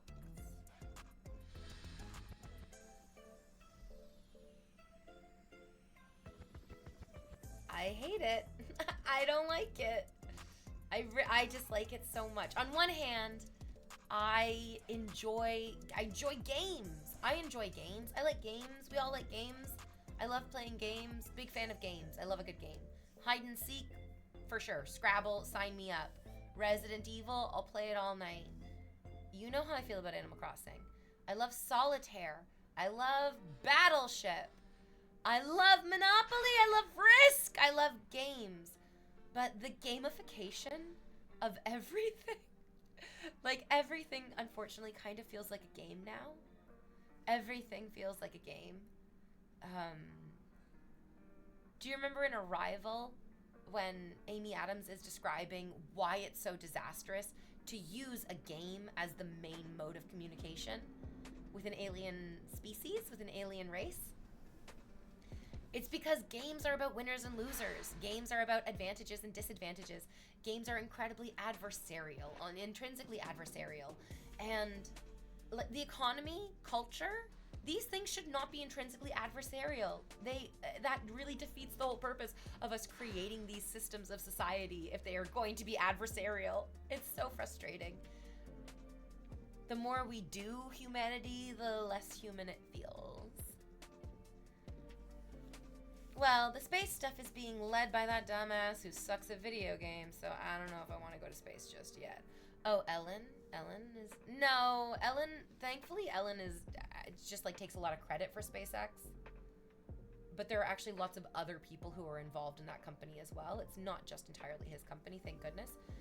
Unlike Tesla, which I think is really, he has like a much higher stake in Tesla, but Tesla's also teeny tiny because Tesla gets like green energy, government, hoi polloi. But SpaceX is getting like big government fucking money, like huge long-term government money. Because again, what I said is what like lots of people also recognize, that there's, so much in space. There's so much in space, more than we have here on Earth. There's so much in space, it makes it really silly to like scramble and scrounge for what we have here on Earth. The difficulty is that space is just so big and so empty.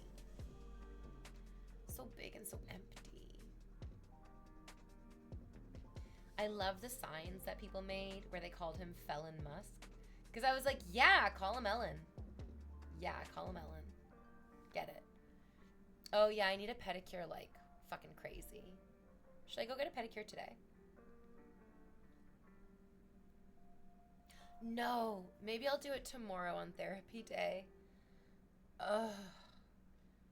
Ugh, therapy day. I need a good old day of therapy. Gotta undo all this fucking life that I'm experiencing. Okay, BRB guys, don't go anywhere.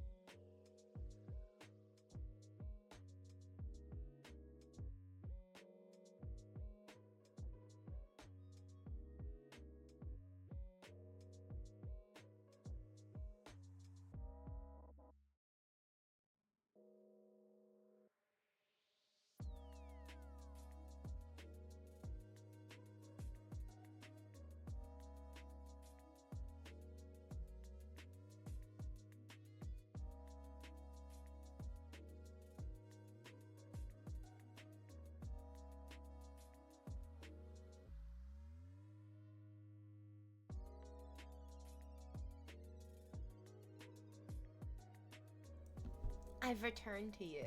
Better than ever. Mostly because now I'm full of seaweed. I love, it's probably one of my favorite snacks, is just like the dried seaweed squares. And you get the ones that have like garlic flavored seaweed.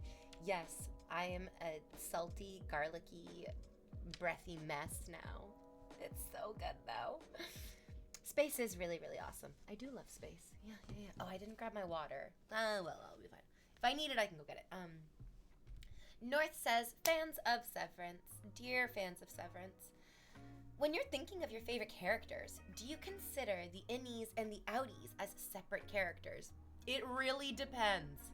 To be like, number one, yes, they kind of are, but also sometimes they're kind of not. And I think that's what's great about Severance is we get to see different types of people, because like Helly versus Helena, they're very different people. They're like super duper crazy different people. They're very, very different people.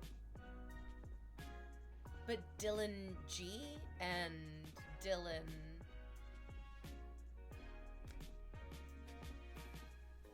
just out in the world, Dylan, they're very similar, obviously. Like, they're literally so similar. They're like a little bit more like best friends. They would kind of stay like maybe like brothers kind of thing. Yeah. Oh, Irving.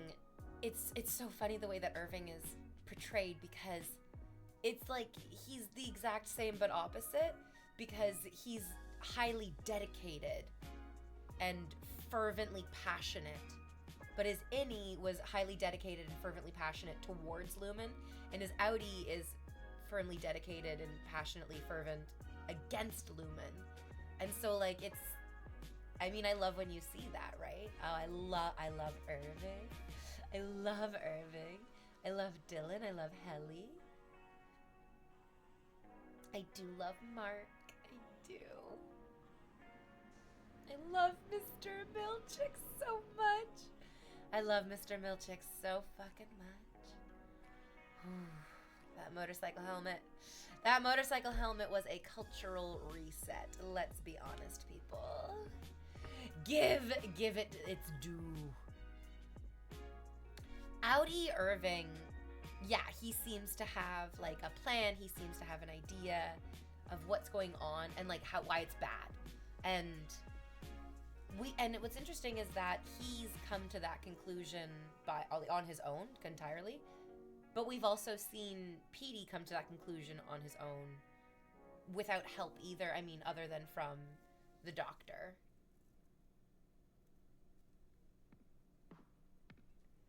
Milchick is such a good bad guy. Is such a good bad guy. Oh,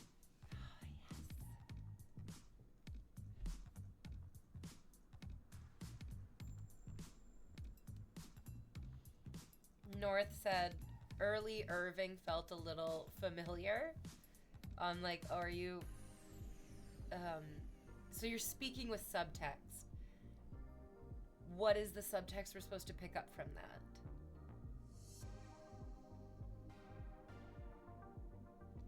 What are you trying to say without saying? I'm gonna be honest, this is my least favorite facet of your personality.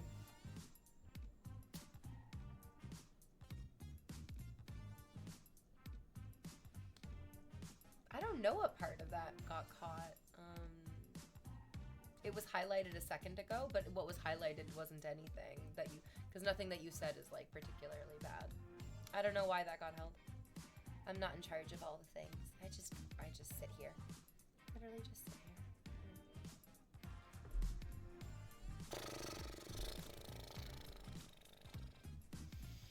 I had a beautiful plan for the rest of my day. I was so excited. Ugh.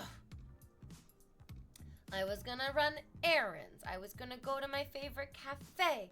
I was gonna spend a couple hours reading.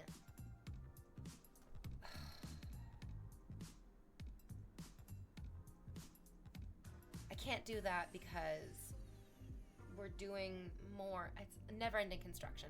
I think because the owners of the building just want a tax break. They're doing all of this fucking environmental upgrading, I guess. I hate it. I like the old systems, to be honest. I don't like new things. So anyways, there's going to be construction tomorrow during my precious therapy day. And so I need to get ready for that tomorrow. I can't actually do all the things that I want to do today. I have to do things that are necessary for tomorrow. Somehow I'll survive. I don't know how. I don't know how. But I will. So this morning, my building manager was like, hey, for this like little upgrade that we're doing, I'm gonna send you pictures of like the areas that you're going to have to get ready for this upgrade. And the very first photo that he showed me, I was just like, everything about this is unacceptable to me. It was like this really disgusting, thick silver pipe with wires running in it to like a wiry, creepy junction box. And then like a hole in the wall and all. It's just, I was like, wow, yeah, I really don't like change. I just really don't like change. Just really, really don't like change. Woof. Don't tell me they're getting rid of the radiators. I think they are. I hate it. Because I love the radiators. I want the radiators for life. Like, why would we not have the radiators? Give me radiators. Gimme. And yeah, they're upgrading the heating. And they're gonna, like, put a pipe and a wire, and then, like, it's gonna run through, and then... I don't even want to say the words because I don't want it to be true. I think they're installing baseboard heaters.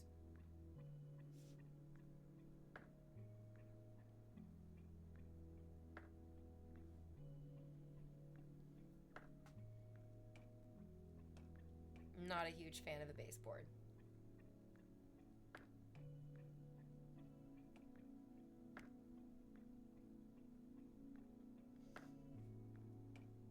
I'm such a baby. There's people that are dying, V. There's people that are dying. It's terrible.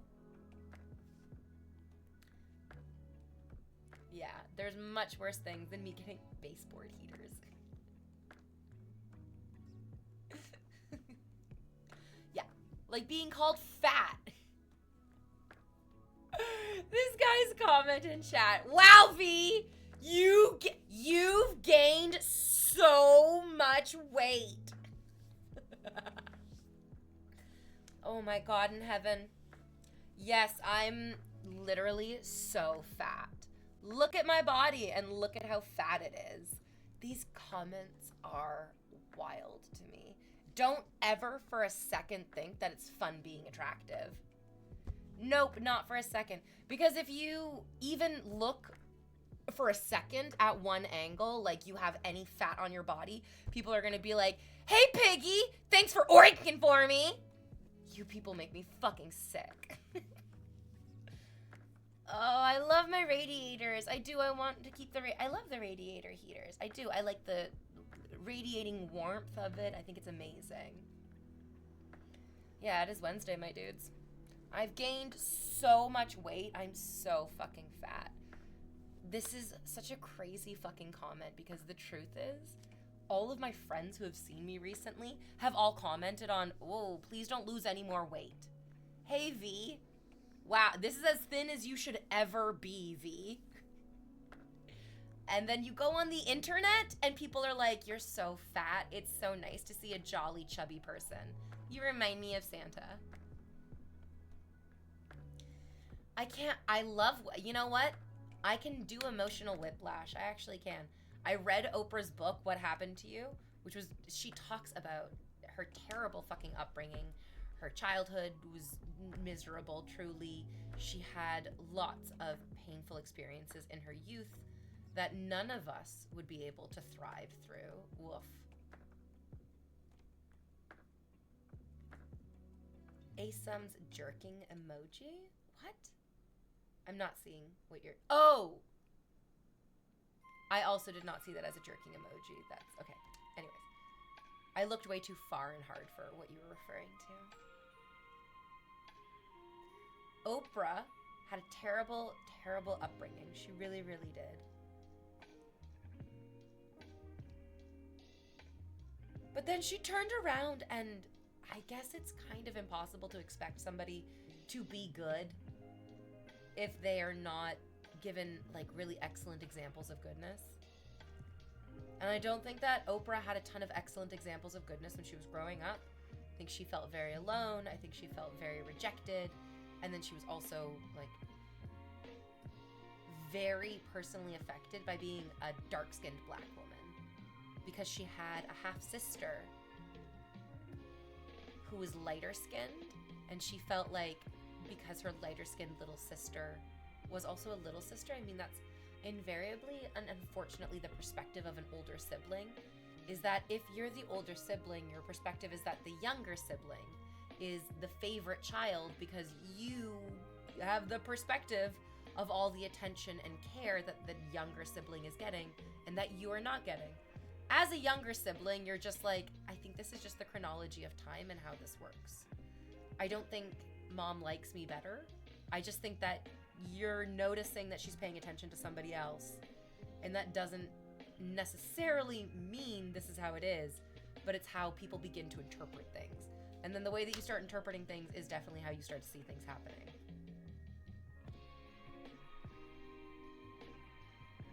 Oprah created this, like, really incredible fucking, like, dichotomy of... Oh, sorry, okay. I think I just blinked an eyelash into my eye. Of what I was talking about earlier, that, like, adversarial nature of the gamification of everything. Because she was, when she started her career, very much like a Jerry Springer type.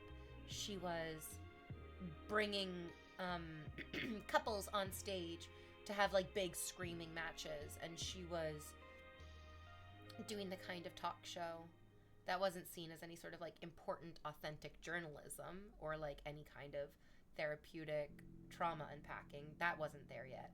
But she did eventually go into those avenues, and you can see as a person who had her own trauma why using her platform to unpack trauma is like, this is a good thing to do. This is what I want to do. This is how I want to do it. But then the way that she went about it was just so bad. It was just so, it's impossible. How do you do something well for the first time that nobody else is doing? And so much bad with the intention of good. This person in chat said, I could totally be Oprah. I mean, the wonderful thing about language and our humanity is that we can just say anything. I am a pillar of fire with hammers for arms. It's excellent. It's an excellent thing to say. But we're also judgmental. You know what I mean as well? Like, if I say that to you and you're like, oh, I'm going to judge that you're a liar because I can see that you're not. When you say, I could be Oprah, I'm going to judge you as a fucking idiot because that's what you're showing me with that statement. How else do I move through the world but without judgment? I need it.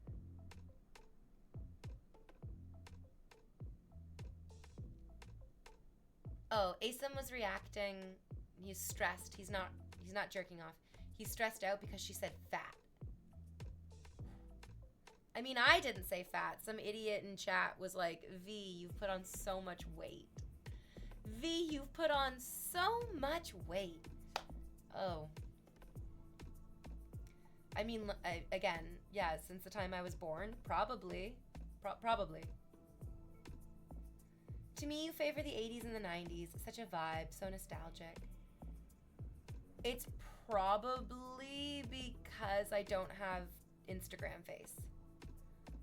But, like, lots of young women today have a very similar makeup style, very similar, like, desire to have their faces look. I don't have Instagram face.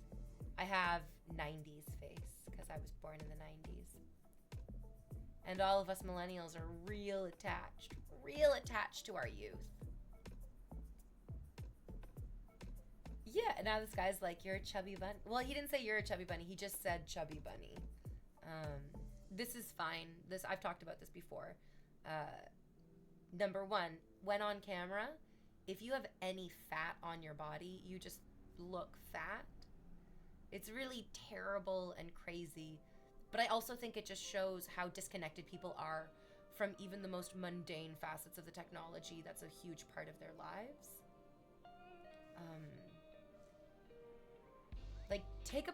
Put yourself on camera, guys. Go on. Put yourself on camera. Look at yourself on camera. Look at yourself closely in photos. It's not at all what you actually look like, number one. It's also not at all what you look like in the mirror at all either. Mirrors are different than how you look in real life. How you look in real life is different than how you look on camera. And how you look on camera is different than how you look in the mirror. And so it's just it's the perception through the media. But then when people are like, oh, V, you're so fat, or you've put on so much weight, like, we're just so used to seeing women on camera with 0% body fat. Even though if you were in the same room as me and I said, I'm thinking of losing weight, you would trip over yourself to tell me to not. But on camera, I look kind of fat because there is body fat on my body. Even just a little bit looks like what it is on camera.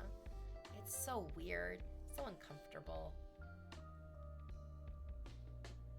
I also just recognize that seeing somebody's body change is so uncomfortable for everyone. I'm not free of that sin either. I've looked at celebrities and been like, oh no, you're so overweight now, I hate it. And then I have to stop myself and be like, wait, were they just heavily underweight before and are they just a normal size now? Yes, because that's what happens as we get older. We just kind of average out.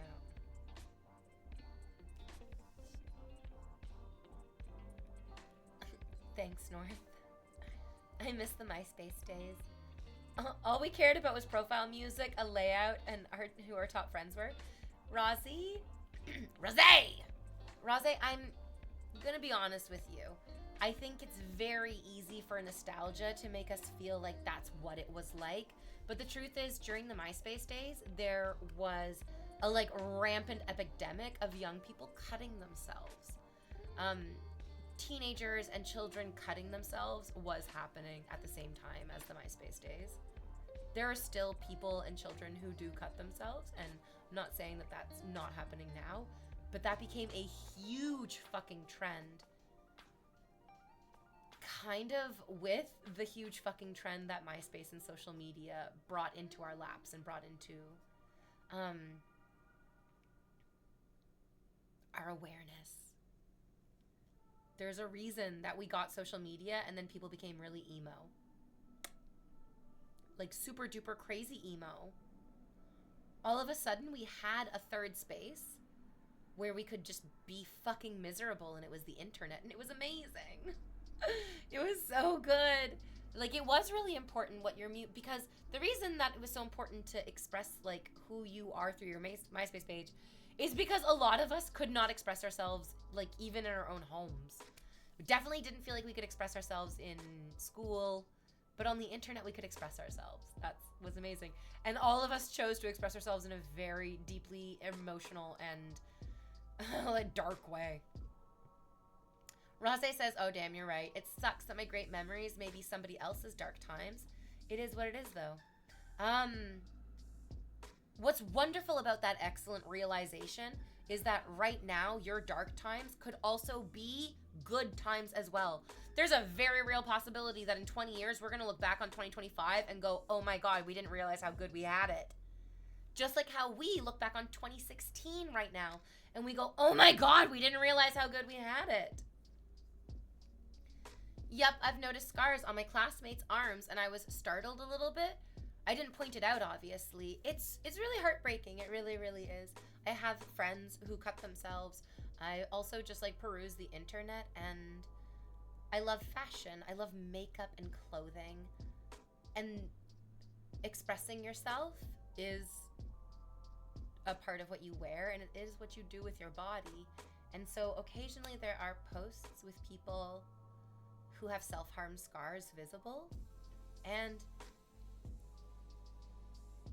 so many thoughts happen at once. Number one, you feel miserable because it's how else could you feel when you watch or when you see the history of sadness? Misery. You see a history of sadness, undeniable sadness, and that inspires misery inside of yourself.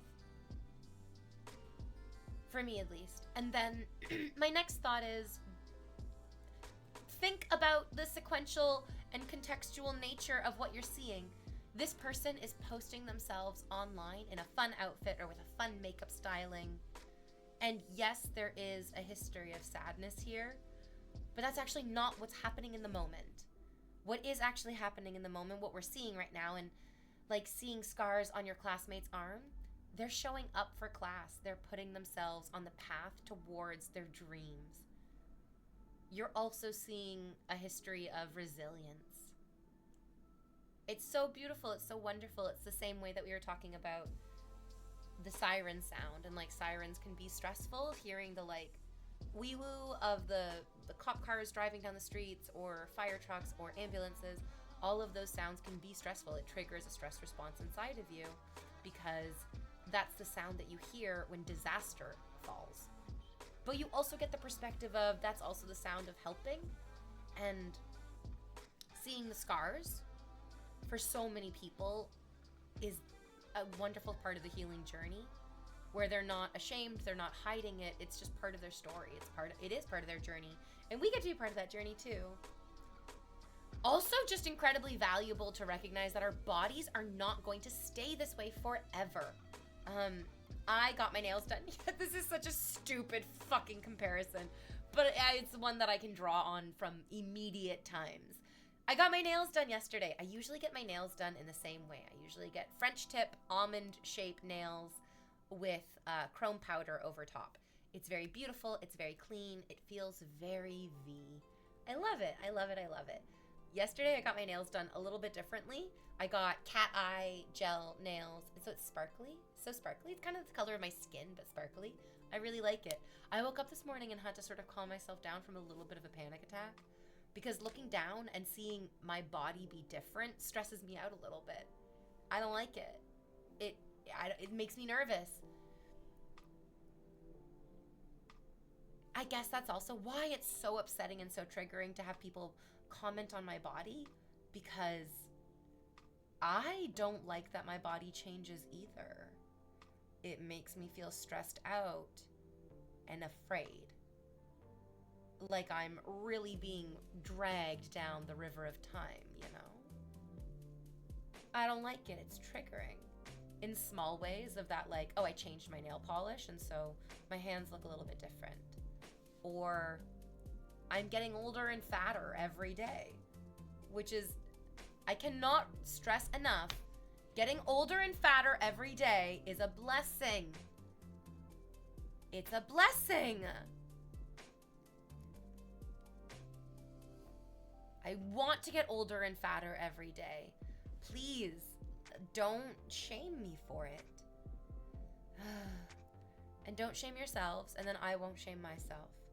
And then we can all just keep the shame in the bedroom during sex play, where it belongs. Ah, we should all be so lucky. Johnny Tsunami says true. It's weird that there's not an H in your name. But I guess you're Jonathany. Jonathany Tsunami.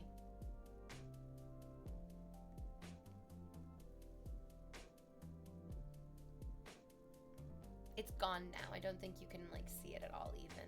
But I was cooking dinner the other day, and the pan that I was heating up with oil spit at me. And I was like, no!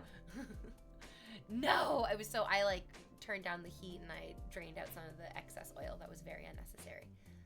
But I had a little oil burn on my wrist, and I hated it. I was like, no, I just feel like I got a tattoo that I didn't want to get.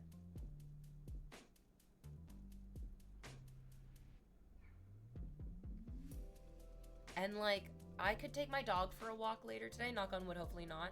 And a drunk driver could veer off the road and maim me for life. The perspective of like, oh no, I burned myself cooking a little bit of dinner. This is stressing me out so intensely. The perspective of like, yeah, and you could also get hit by a bus and be in a wheelchair for the rest of your life. So maybe it's okay if we get some bumps and bruises, some scratches. The self-harm stuff too, like, it's not okay that people are self-harming, but I think it's okay that people grow out of it.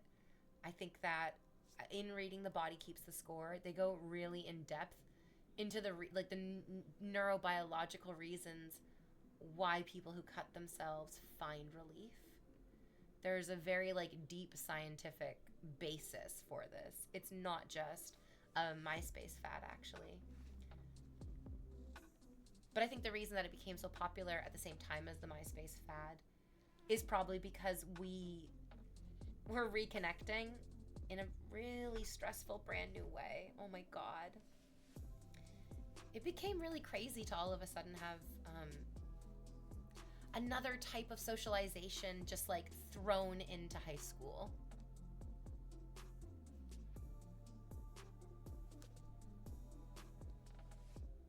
Most of what we learned as kids, we just like got from watching TV because our parents were not really super interested in raising us.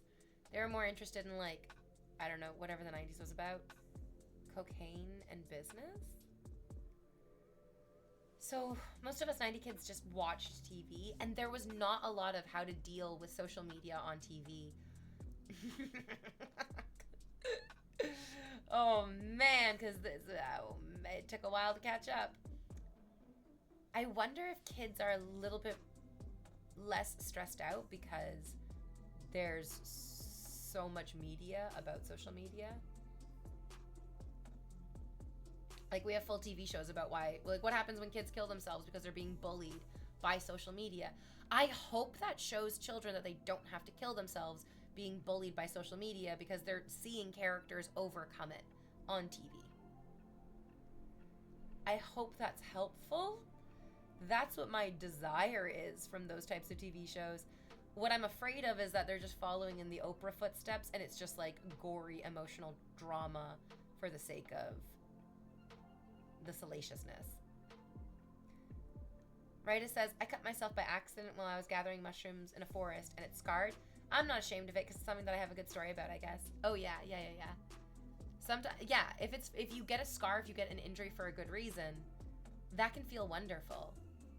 I knew somebody who was missing part of their fingertip, and when I asked them what happened, they said, a pig bit it. And I was like, you should lie about that. You should say anything other than a pig ate your fucking finger, because that is a nightmare. I don't want to hear that. Also, if you don't have a fingertip because a pig ate it, do you pay full price at the nail salon? On one hand, I'm like, one hand. Like, when you go to the nail salon, I wonder, am I paying for the, like, 10 individuals, and then if you didn't, the math on that's pretty fucking easy. You just get 10% off every fingertip they're not doing. That would make sense, right? Less fingertips means less time doing the fingertips. Mad Ibis says, my ex used to self-harm. I hope she stopped. Yeah, a lot of people do. They grow out of it, which is the best case scenario. I hope your ex did too. I would have lied and said construction. I told them that they should lie and say that they were rescuing a baby. I was like, that's a great reason to lose a fucking body part. I was helping rescue a baby from a crocodile. Right? This is like, really? It would be an interesting story that a pig ate it. The difficulty is that the story is that one sentence.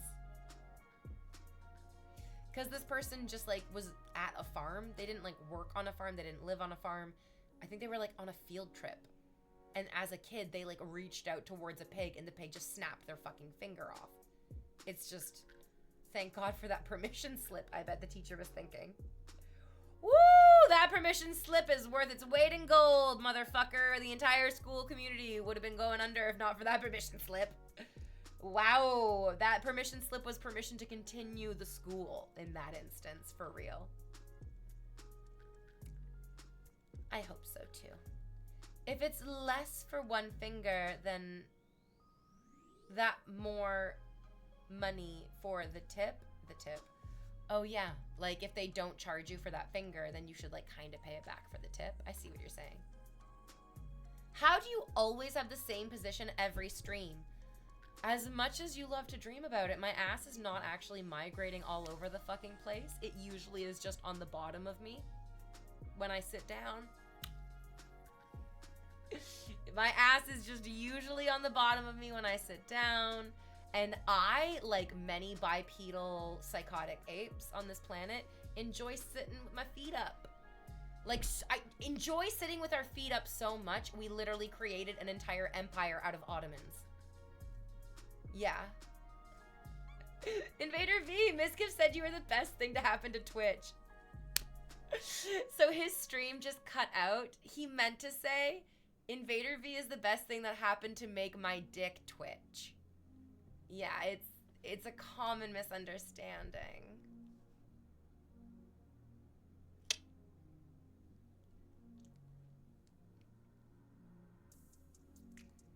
I definitely enjoy having your feet up, says Suckling Feet. Okay, you need to pay me money now, okay? I don't care if you go subscribe to the Patreon or if you gift some subs, but you need to be punished for being so fucking stupid and dirty, and I'm gonna do it to ya. I'm gonna punish ya. Damn, you sit on that ass? Exactly.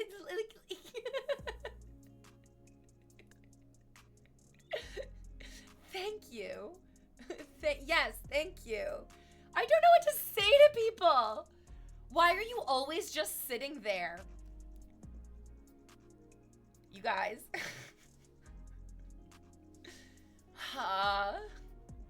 Do people ask, I mean, I guess Mizkiv's like moving around a lot on his stream.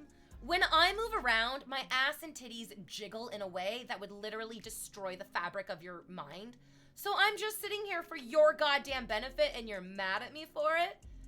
Let other people with less jiggle meander about, okay?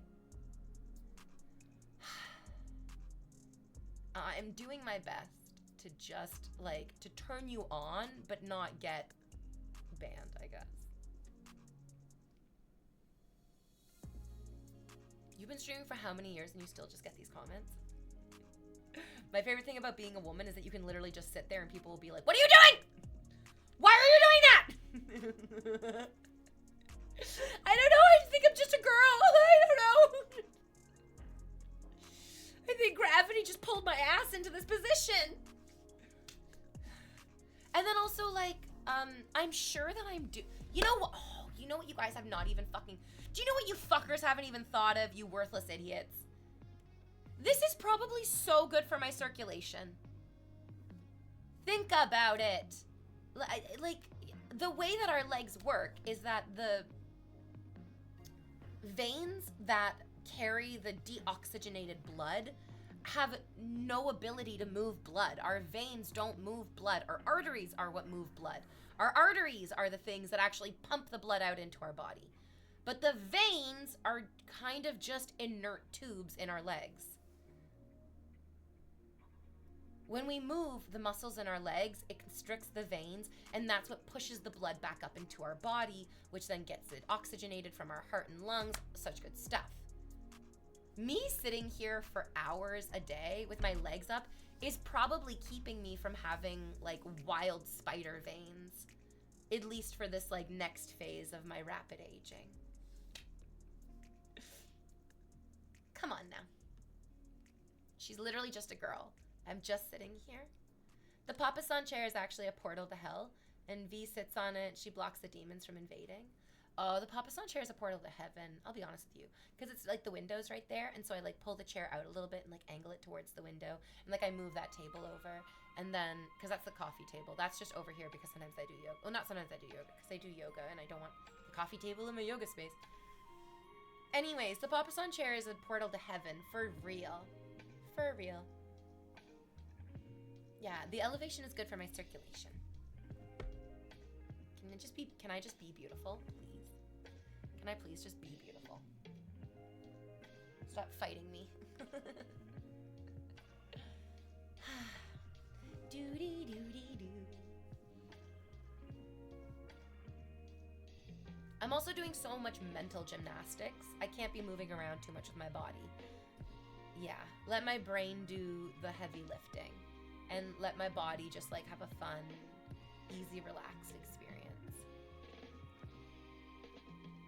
Leg elevation is also good for your bowel movements. It's true, but it's gross and it's true. I knew that I wanted to live here because the bathroom on this floor of my house, for me, it's my bathroom, it's on the top floor of the house, so it's not like, as nobody else really uses it because I'm the only one up here. I love it. Not only does it have pink tiles, so perfect, but the toilet is facing the edge of the bathtub. So when you sit on the toilet, the edge of the bathtub is right there for you to put your feet up on. You don't even need a squatty potty. You guys, there's a reason that the poet looked at my asshole and said, you have the most perfect asshole of all time. I'm like, yeah, I take shit very seriously.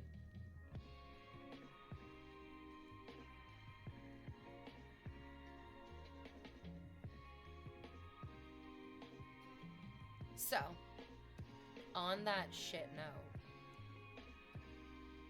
I think I should message the poet. I think I want to check in on him. I think he and I met and had a really great connection. And then we were both going through bad times, and the idea that like we'd be able to maintain a great connection through bad times is kind of bunk. Now I feel like I'm not so much going through such a terrible time, and I feel bad at how angry I got at him for, to be honest, him just floundering. He wasn't like trying to be, like, he was an asshole, but I think he was just floundering. And I guess I also kind of want to talk to him again to see, like, am I right about any of this, or is he just an asshole? I want to see if I'm right or if he's an asshole. Oh yeah. Thinking about assholes. It's hard not to.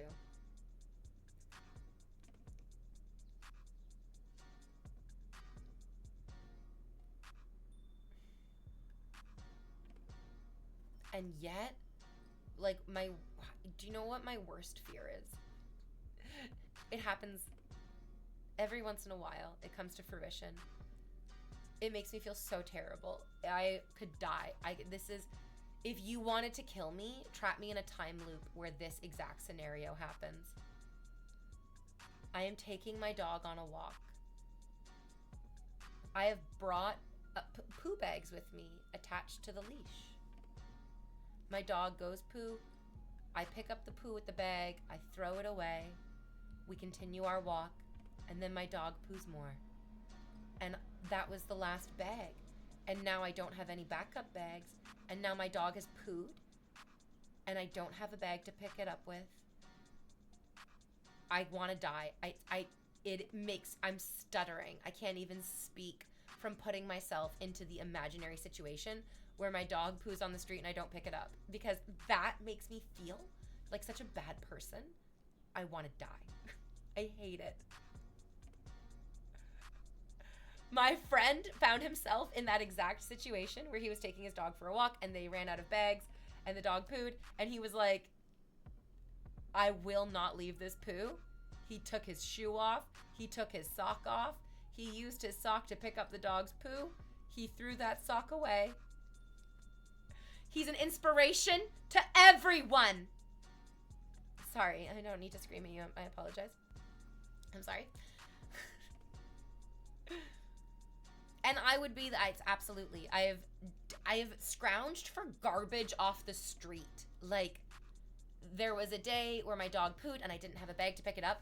And I actually was like, we are going to find garbage on the street so I can pick up this poo and throw it away. Oh, yes. I've been so lucky. Once I found a Subway sandwich bag, just like discarded in the gutter. I was so grateful. Another time, a small stack of napkins. You know what I hated? I went into a store once, a like convenience store. This was like right on the cusp of plastic single-use bags beginning to be phased out in Toronto. I was like, can I please have a plastic bag? My dog went to the bathroom. I need to clean it up. And they were like, you need to pay us 10 cents for a plastic bag. And I didn't have my wallet on me because I was just taking my dog for a walk. Fuck. I was like, I don't even have 10 cents on me. And the guy was like, I can't even give you the plastic bag. Like, I legally can't give you the plastic bag unless you give me 10 fucking cents. Because that's what the law is now. Single-use plastics are illegal. Oh, are you playing Pokemon Go? Yay, Pokemon Go. That's using your noggin. That was our friend whose nickname is Dad. I wish Brooklyn was here so we could reminisce about Dad. Oh, I love Dad. I love Dad friend.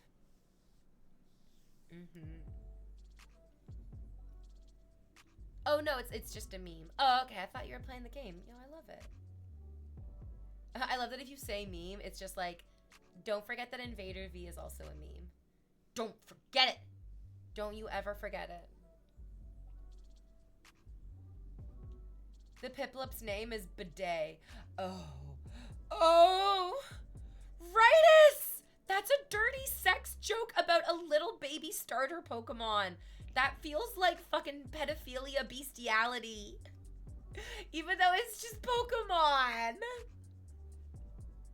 It's a baby Pokemon.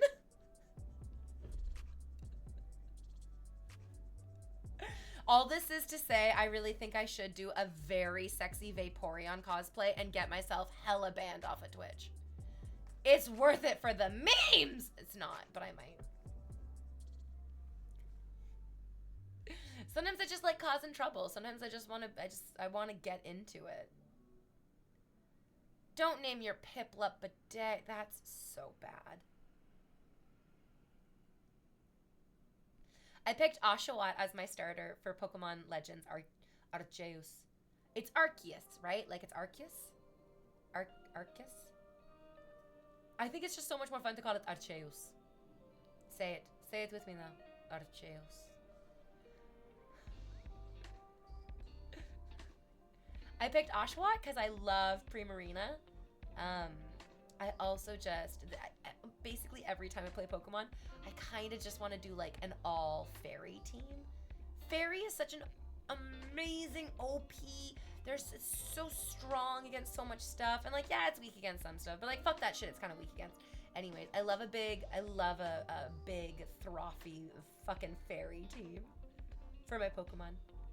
I don't know why, but I think Salazzle cosplay would be less bannable than the Vaporeon. Well, yeah, Salazzle doesn't have like an explicitly, disgustingly erotic meme about it. Psychic type for the win. Ooh, you know why I love psychic types? Because purple Pokemon fucking slap.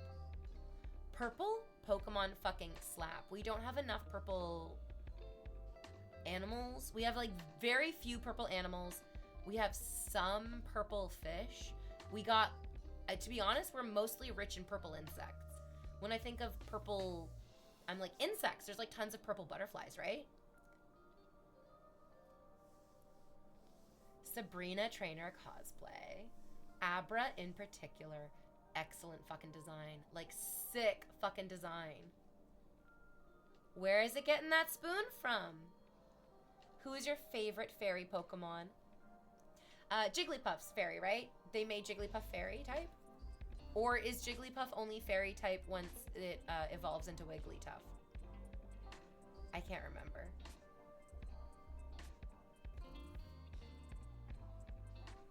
I think its name is Klefki? No, that was, no, I'm getting it, no. Klefki was a steel type that just had a similar look to, what was the fairy type Pokemon that looked like a lei from Pokemon Sun and Moon? I really liked that one too. Oh, I'm so old, I can't remember all the Pokemon names. Yeah, Jigglypuff was originally a normal type Pokemon. I hated that. I'm gonna be honest with you. It made me so frustrated. I was just like, normal! Normal? She's, no! Jigglypuff, no! It's better than normal! And then I'm so glad that Jigglypuff, okay, yeah, Jigglypuff is normal fairy, and then I think Wigglytuff is just pure fairy type even. Anyways, I love Jigglypuff. I love that they made Jigglypuff fairy type. Because fairy was a brand new, yeah, fairy was introduced in before Sun and Moon? Black and White? When was fairy introduced, actually? I don't know off the top of my head. Alakazam is also the smartest Pokemon. I was gonna say, what, smarter than Mewtwo? He's in the comment, exceeding Mewtwo. But this was back in first generation, so who knows now? What's with girls and Gengar? Girls have two personalities, Clefairy and Gengar. Oh, Wigglytuff is also normal fairy. Oh, perfect. Oh, excellent. Wigglytuff looks more fairy-like, so I thought it would maybe make sense if it got rid of its normal status with the upgrade, but it's fine that it keeps it as well. I love that too. It was Generation 6. Oh. Which game was that? So fun. I'm really enjoying Pokemon Legends. Just because I love the like old school, the like ancient style of it. And we're discovering all these things. And also because they have the Mega Pokemon, the like gigantic ones, and it kind of reminds me of Princess Mononoke actually. With how they have like the large boars, the large deer. It's so cool. Wigglytuff has creepy card art in the pocket game. Ugh. Ah! I mean, yeah, it's terrifying. It's not of this world. I might go looking for cheaper Pokemon games at Comic-Con. Oh, Ritus, my love, you are allowed to download the emulator and just play all the Pokemon games on your PC. You are allowed to do it. I condone it, my son. You have my blessing. You have the e-girl blessing.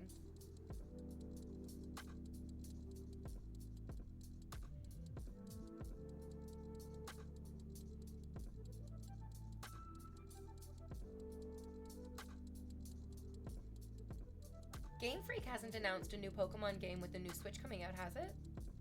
Or has it? Because I'm going to be honest, I didn't play Violet or Scarlet. I saw the previews for it. I didn't like the way that it looked because it looked like a huge visual downgrade from Legends Arceus.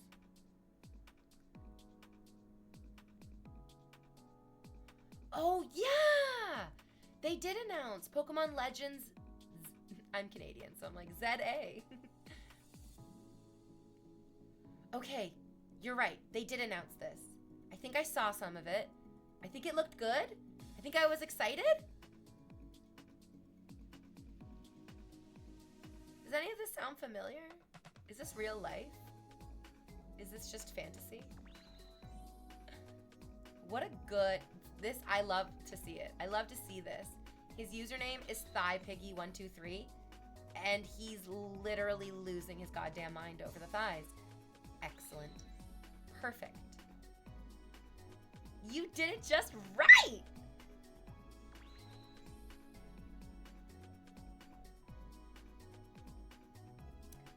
Well, I am excited to see more from a new Pokemon game, especially because I really love the Legends. Wait, if it's a Pokemon Legends ZA, then it's what part of, is it gonna be set in the 80s? Yes, give me the past. I want more nostalgia. Gimme, gimme, gimme. Gimme, gimme, gimme. Okay, good. I mean, Legends Arceus, perfect game. Like, if you played it when it came out and you haven't played it since then, whip it open again, start it up. You're gonna be like, yeah, it's amazing. It's wonderful. Hello, Invader V. Do you have any advice for someone getting into buying flower cushions? I mean, I only have done it 4 times in my life, so I really don't feel like an expert. This is the full extent of me purchasing flower cushions. It's all right here. You're seeing it, babe. My advice would be very careful when you cut the tags out, because I did a terrible job of cutting the tags out and I cut into the seams and some of the seams popped a little bit, and that's my fault and not the cushion's fault. That's just me. Yeah. I mean, if you want to get into buying flower cushions, I feel like the passion is there. You could start making them. You can make your own flower cushions. I want to try Legends Archers, just for the crazy Snorlaxes that run at fucking light speed. Oh yeah. Oh yeah, those are, the Mega Fauna Pokemon are real cool and scary. Also just a wonderful mechanic to farm experience points to get your Pokemon to the right level. That, like, you can go in and out of the same area and you just get the type advantage and then you just fucking obliterate these Mega Pokemon. Oh, it's satisfying in a way that is scarcely duplicated, I would say. Yeah. Okay, I'm gonna take my final break of the stream. I like that you guys have finally started gifting me some fucking subs today. Oh yeah! Keep it coming, baby! But not while I'm on my break. Wait till I come back so I can tell you to your face how stupid you are.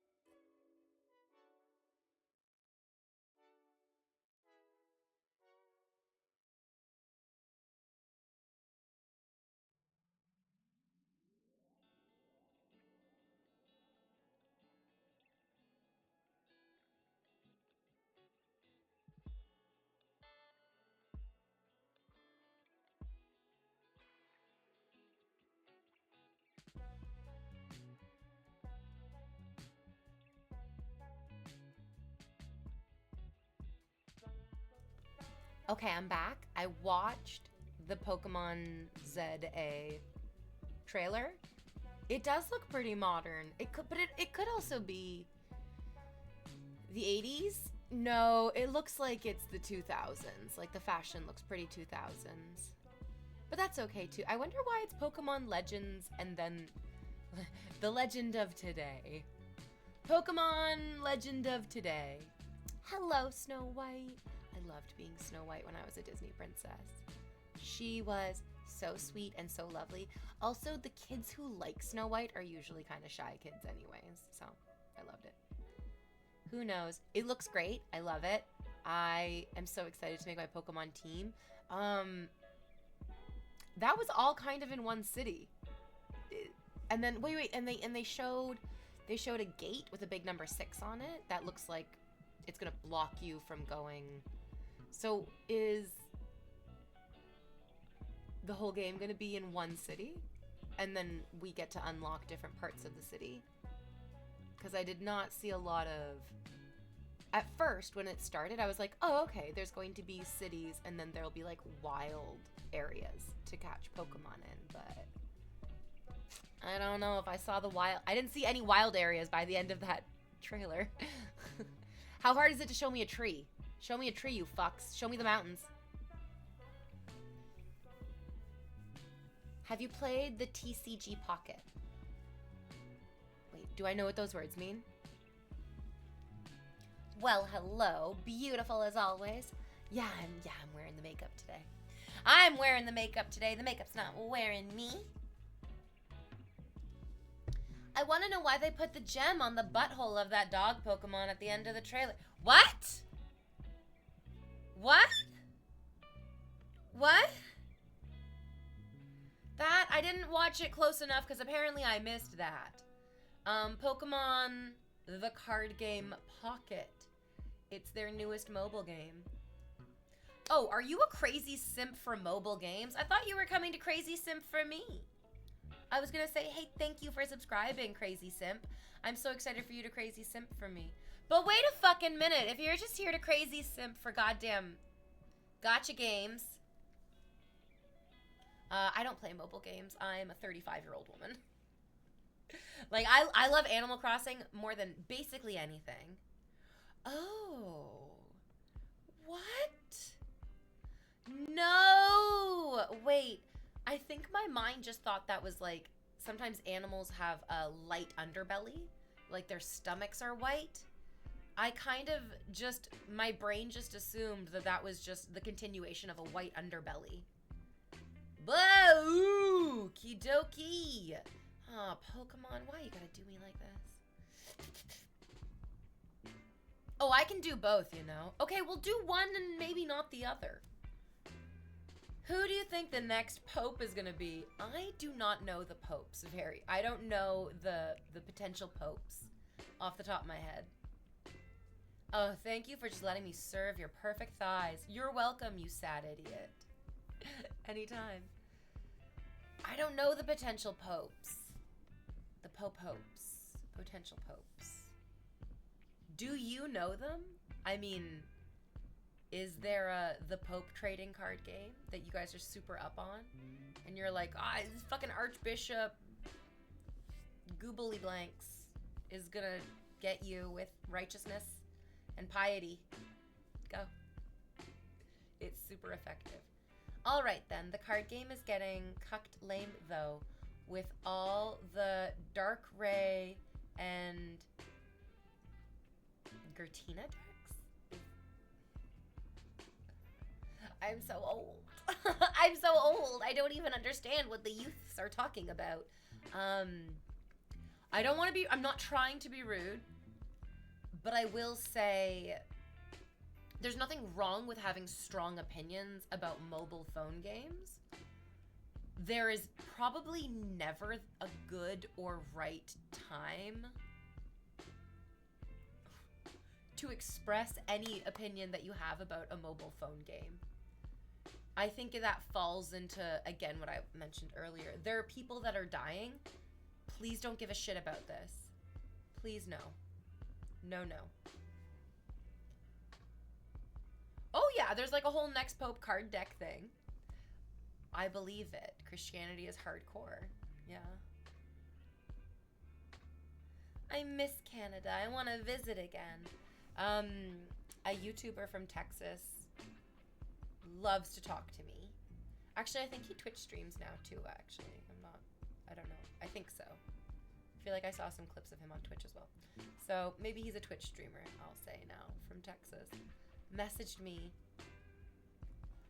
And I feel kind of bad because the last time he and I spoke, he's expressed an interest in getting to know me better. Like, he's not just talking to me like he wants to be my friend. He, like, sent me a picture of him grabbing his, to be perfectly frank, impressive and ample erection.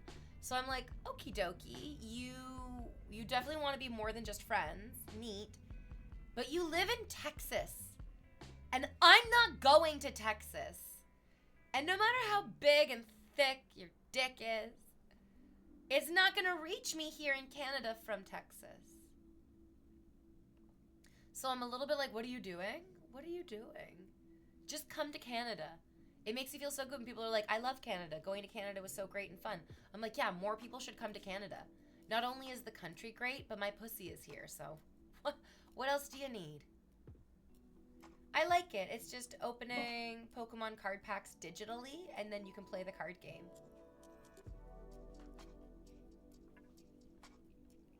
Yeah, what is this idiot complaining about then? Jesus, fuck! What a moron. I used to live in Ontario. I don't think anyone who's Canadian lives outside of Ontario, or even Toronto, because that's where I live. Yeah. Nah, V just likes being home too much. I love it here. And I don't just mean in Canada. And I don't just mean in Toronto. I mean, I live like right downtown Toronto. And I love it. It makes me feel so fucking happy that there are like buses and streetcars and the subway to get around on, that there are parks and grocery stores and movie theaters and museums. Like, I fucking love it here. I love it here so much. And I'm not saying that other places don't have these things, but I don't live those other places. So those other places don't have me. And all these things. Ah, V, you have such a way with words. Yep. I lived in Cornwall, poor me, I know. Oh no, little small towns are adorable. Kind of racist, but not for you to live there. They just are racist in general. Probably because he can't get over the overpowered deck. Yeah, he's mad about the decks. You can be a PR model. A per model. I'm kind of old and I mean, actually, that's not, I love old models as well. Anytime I see a picture of somebody who's not in their 20s used for advertising purposes, I'm like, this appeals to me. You mean the blanket fort? Wouldn't change it for anything. My favorite daydream that gives me every feeling of happiness that I need to survive is that if I became an exponentially more successful version of myself, I would still live right here. Like, if you gave me $25 million and said, this is your money to do with whatever you want, I would be buying a house within like 2 blocks of where I am right now, because I love my neighborhood so much and I want to stay here forever. And then that makes me feel really confident about never getting $25 million and never becoming an exponentially more successful version of myself, because even the greatest version of myself is exactly where I am right now, which means I'm very happy where I am right now. I really love it here in Toronto so fucking much. It's why I keep encouraging people to come visit. And now that the weather's nice, like, there's no bad time to come visit Toronto now. It's so fun.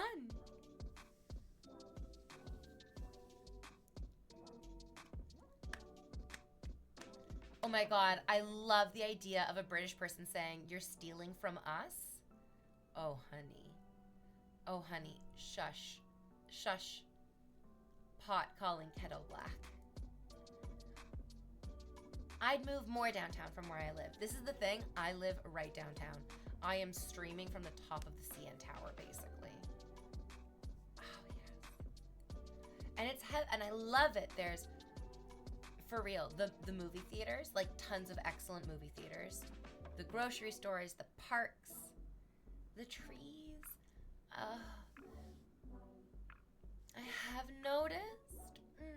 I have noticed a couple of trees have been cut down in my neighborhood.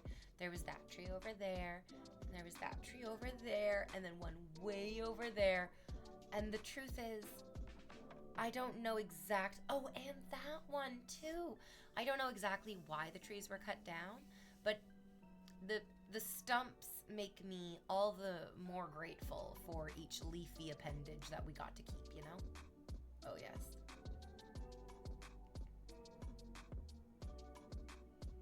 I love it.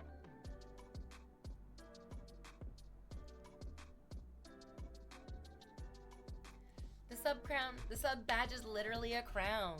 Yeah, because I was a professional Disney princess, and I was like, this is my symbol, I guess.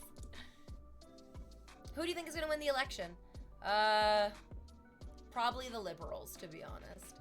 The way that the polls are looking, and I mean, we had this really insane experience of all of us looking at the polls for the American election and then being very shocked by it. I am hoping that doesn't happen in Canada. The polls are showing a pretty strong indication for the Liberal Party taking the win and Mark Carney continuing to be the Prime Minister of Canada.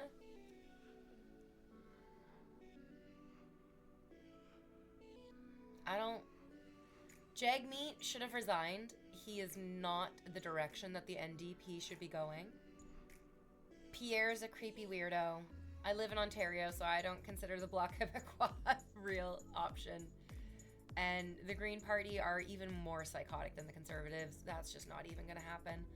So, although I don't consider myself a liberal party person, I'm not. I did vote for him. I did.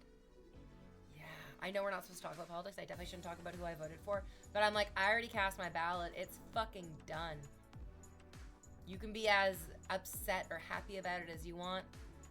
But yeah.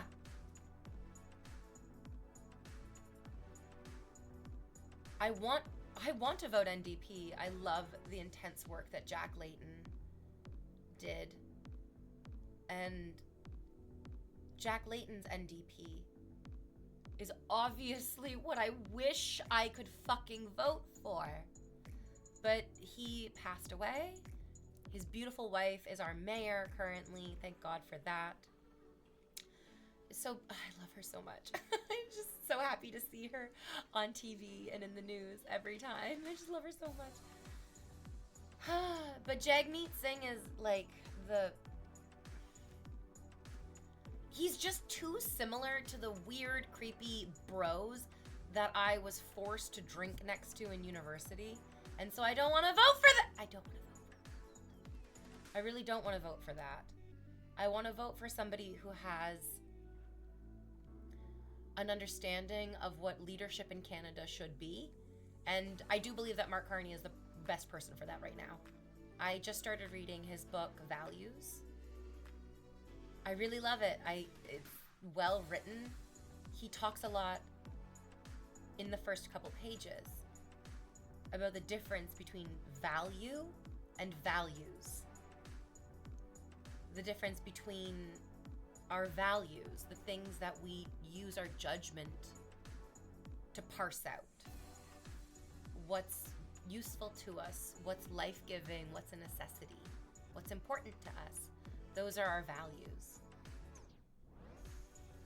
But then value is something completely different. Value is intrinsically linked to often the monetary value, the productive value, the sort of meta value of the thing. I'm excited to delve deeper into it. Do you have a specific qualm about Jagmeet's policies, or is it just the bro vibe that you can't get past? So the NDP is the Labour Party. They are more the People's Party than it feels like most of the other political parties often are. The NDP had a very, very strong focus on the working class, which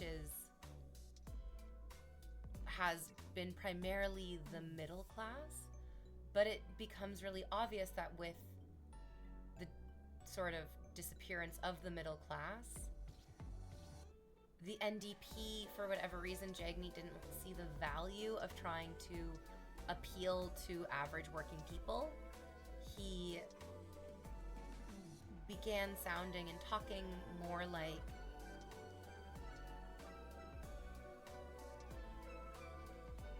a stereotypical politician rather than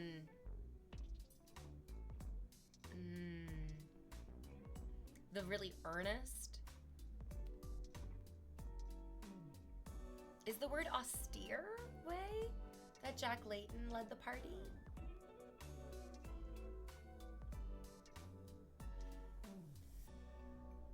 I don't feel like Jagmeet is exemplifying the values of the NDP.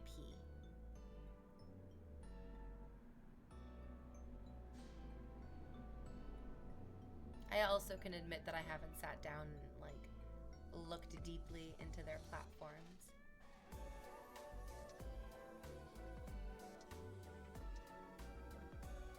I wonder if that's a huge problem or if that's just what a lot of people are also feeling. Well, because of our capitalist superstructure, they end up being centrist or right-wing party no matter what. That's not true at all. That's not true at all. There are definitely people who want to work towards genuine benefit for the majority. I don't think the Liberal Party has ever been against the genuine benefit of the majority. I think they usually have been. They're just kind of in the pockets of some weird people. Not as much as I think the Conservatives are. But what was nice about the NDP is that they seemed very much less in the pockets of wealthy scheming monsters. And so Jagmeet doing his look at how fancy and wealthy I am is just dude, what the fuck? You you were the promised one. You were not supposed to fall into this trap that we see all these other people fall into. Bluff. How was stream today? Good, so good. It was my third stream in a row. I'm exhausted. Doing 3 days of streaming in a row feels like kind of a marathon, to be honest. It's a lot of talking. It's a lot of talking. And at the end of my stream, I often get the cute numbers and the analytics of what I do. And at the end of my 4-hour stream, I end up talking to 5,000 to 9,000 individual people. That's a lot. I'm tired. I'm excited to not have to talk to so many people tomorrow. To get to talk to the people who are in the room with me tomorrow. It's very exciting. I like it a lot. Yeah. Okay. Have a great rest of your day. Happy hump day.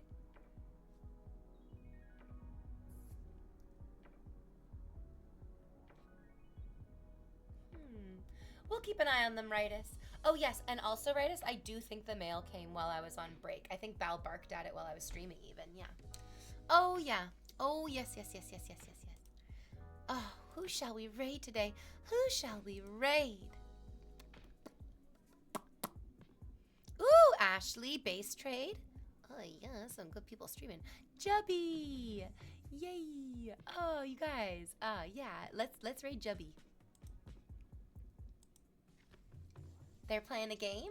They're not often streaming at the same time as me, so I feel like this is special. Thank you so kindly for spending the day with me, or your afternoon with me. Not the whole day. I'm only here for 4 hours. I'll see you guys on Friday. I figured it out. Somebody yesterday on stream, they were like, when are you going to wear a shiny outfit again? When are you going to wear a When are you going to wear a shiny outfit again? And I was like, oh, they mean the black latex outfits. So if I have the energy and the motivation and the internal wherewithal to do it, maybe I'll wear a black shiny outfit on Friday and you guys can pretend I'm your dummy mommy. Okay, have a good rest of your day. I'll see you later, guys.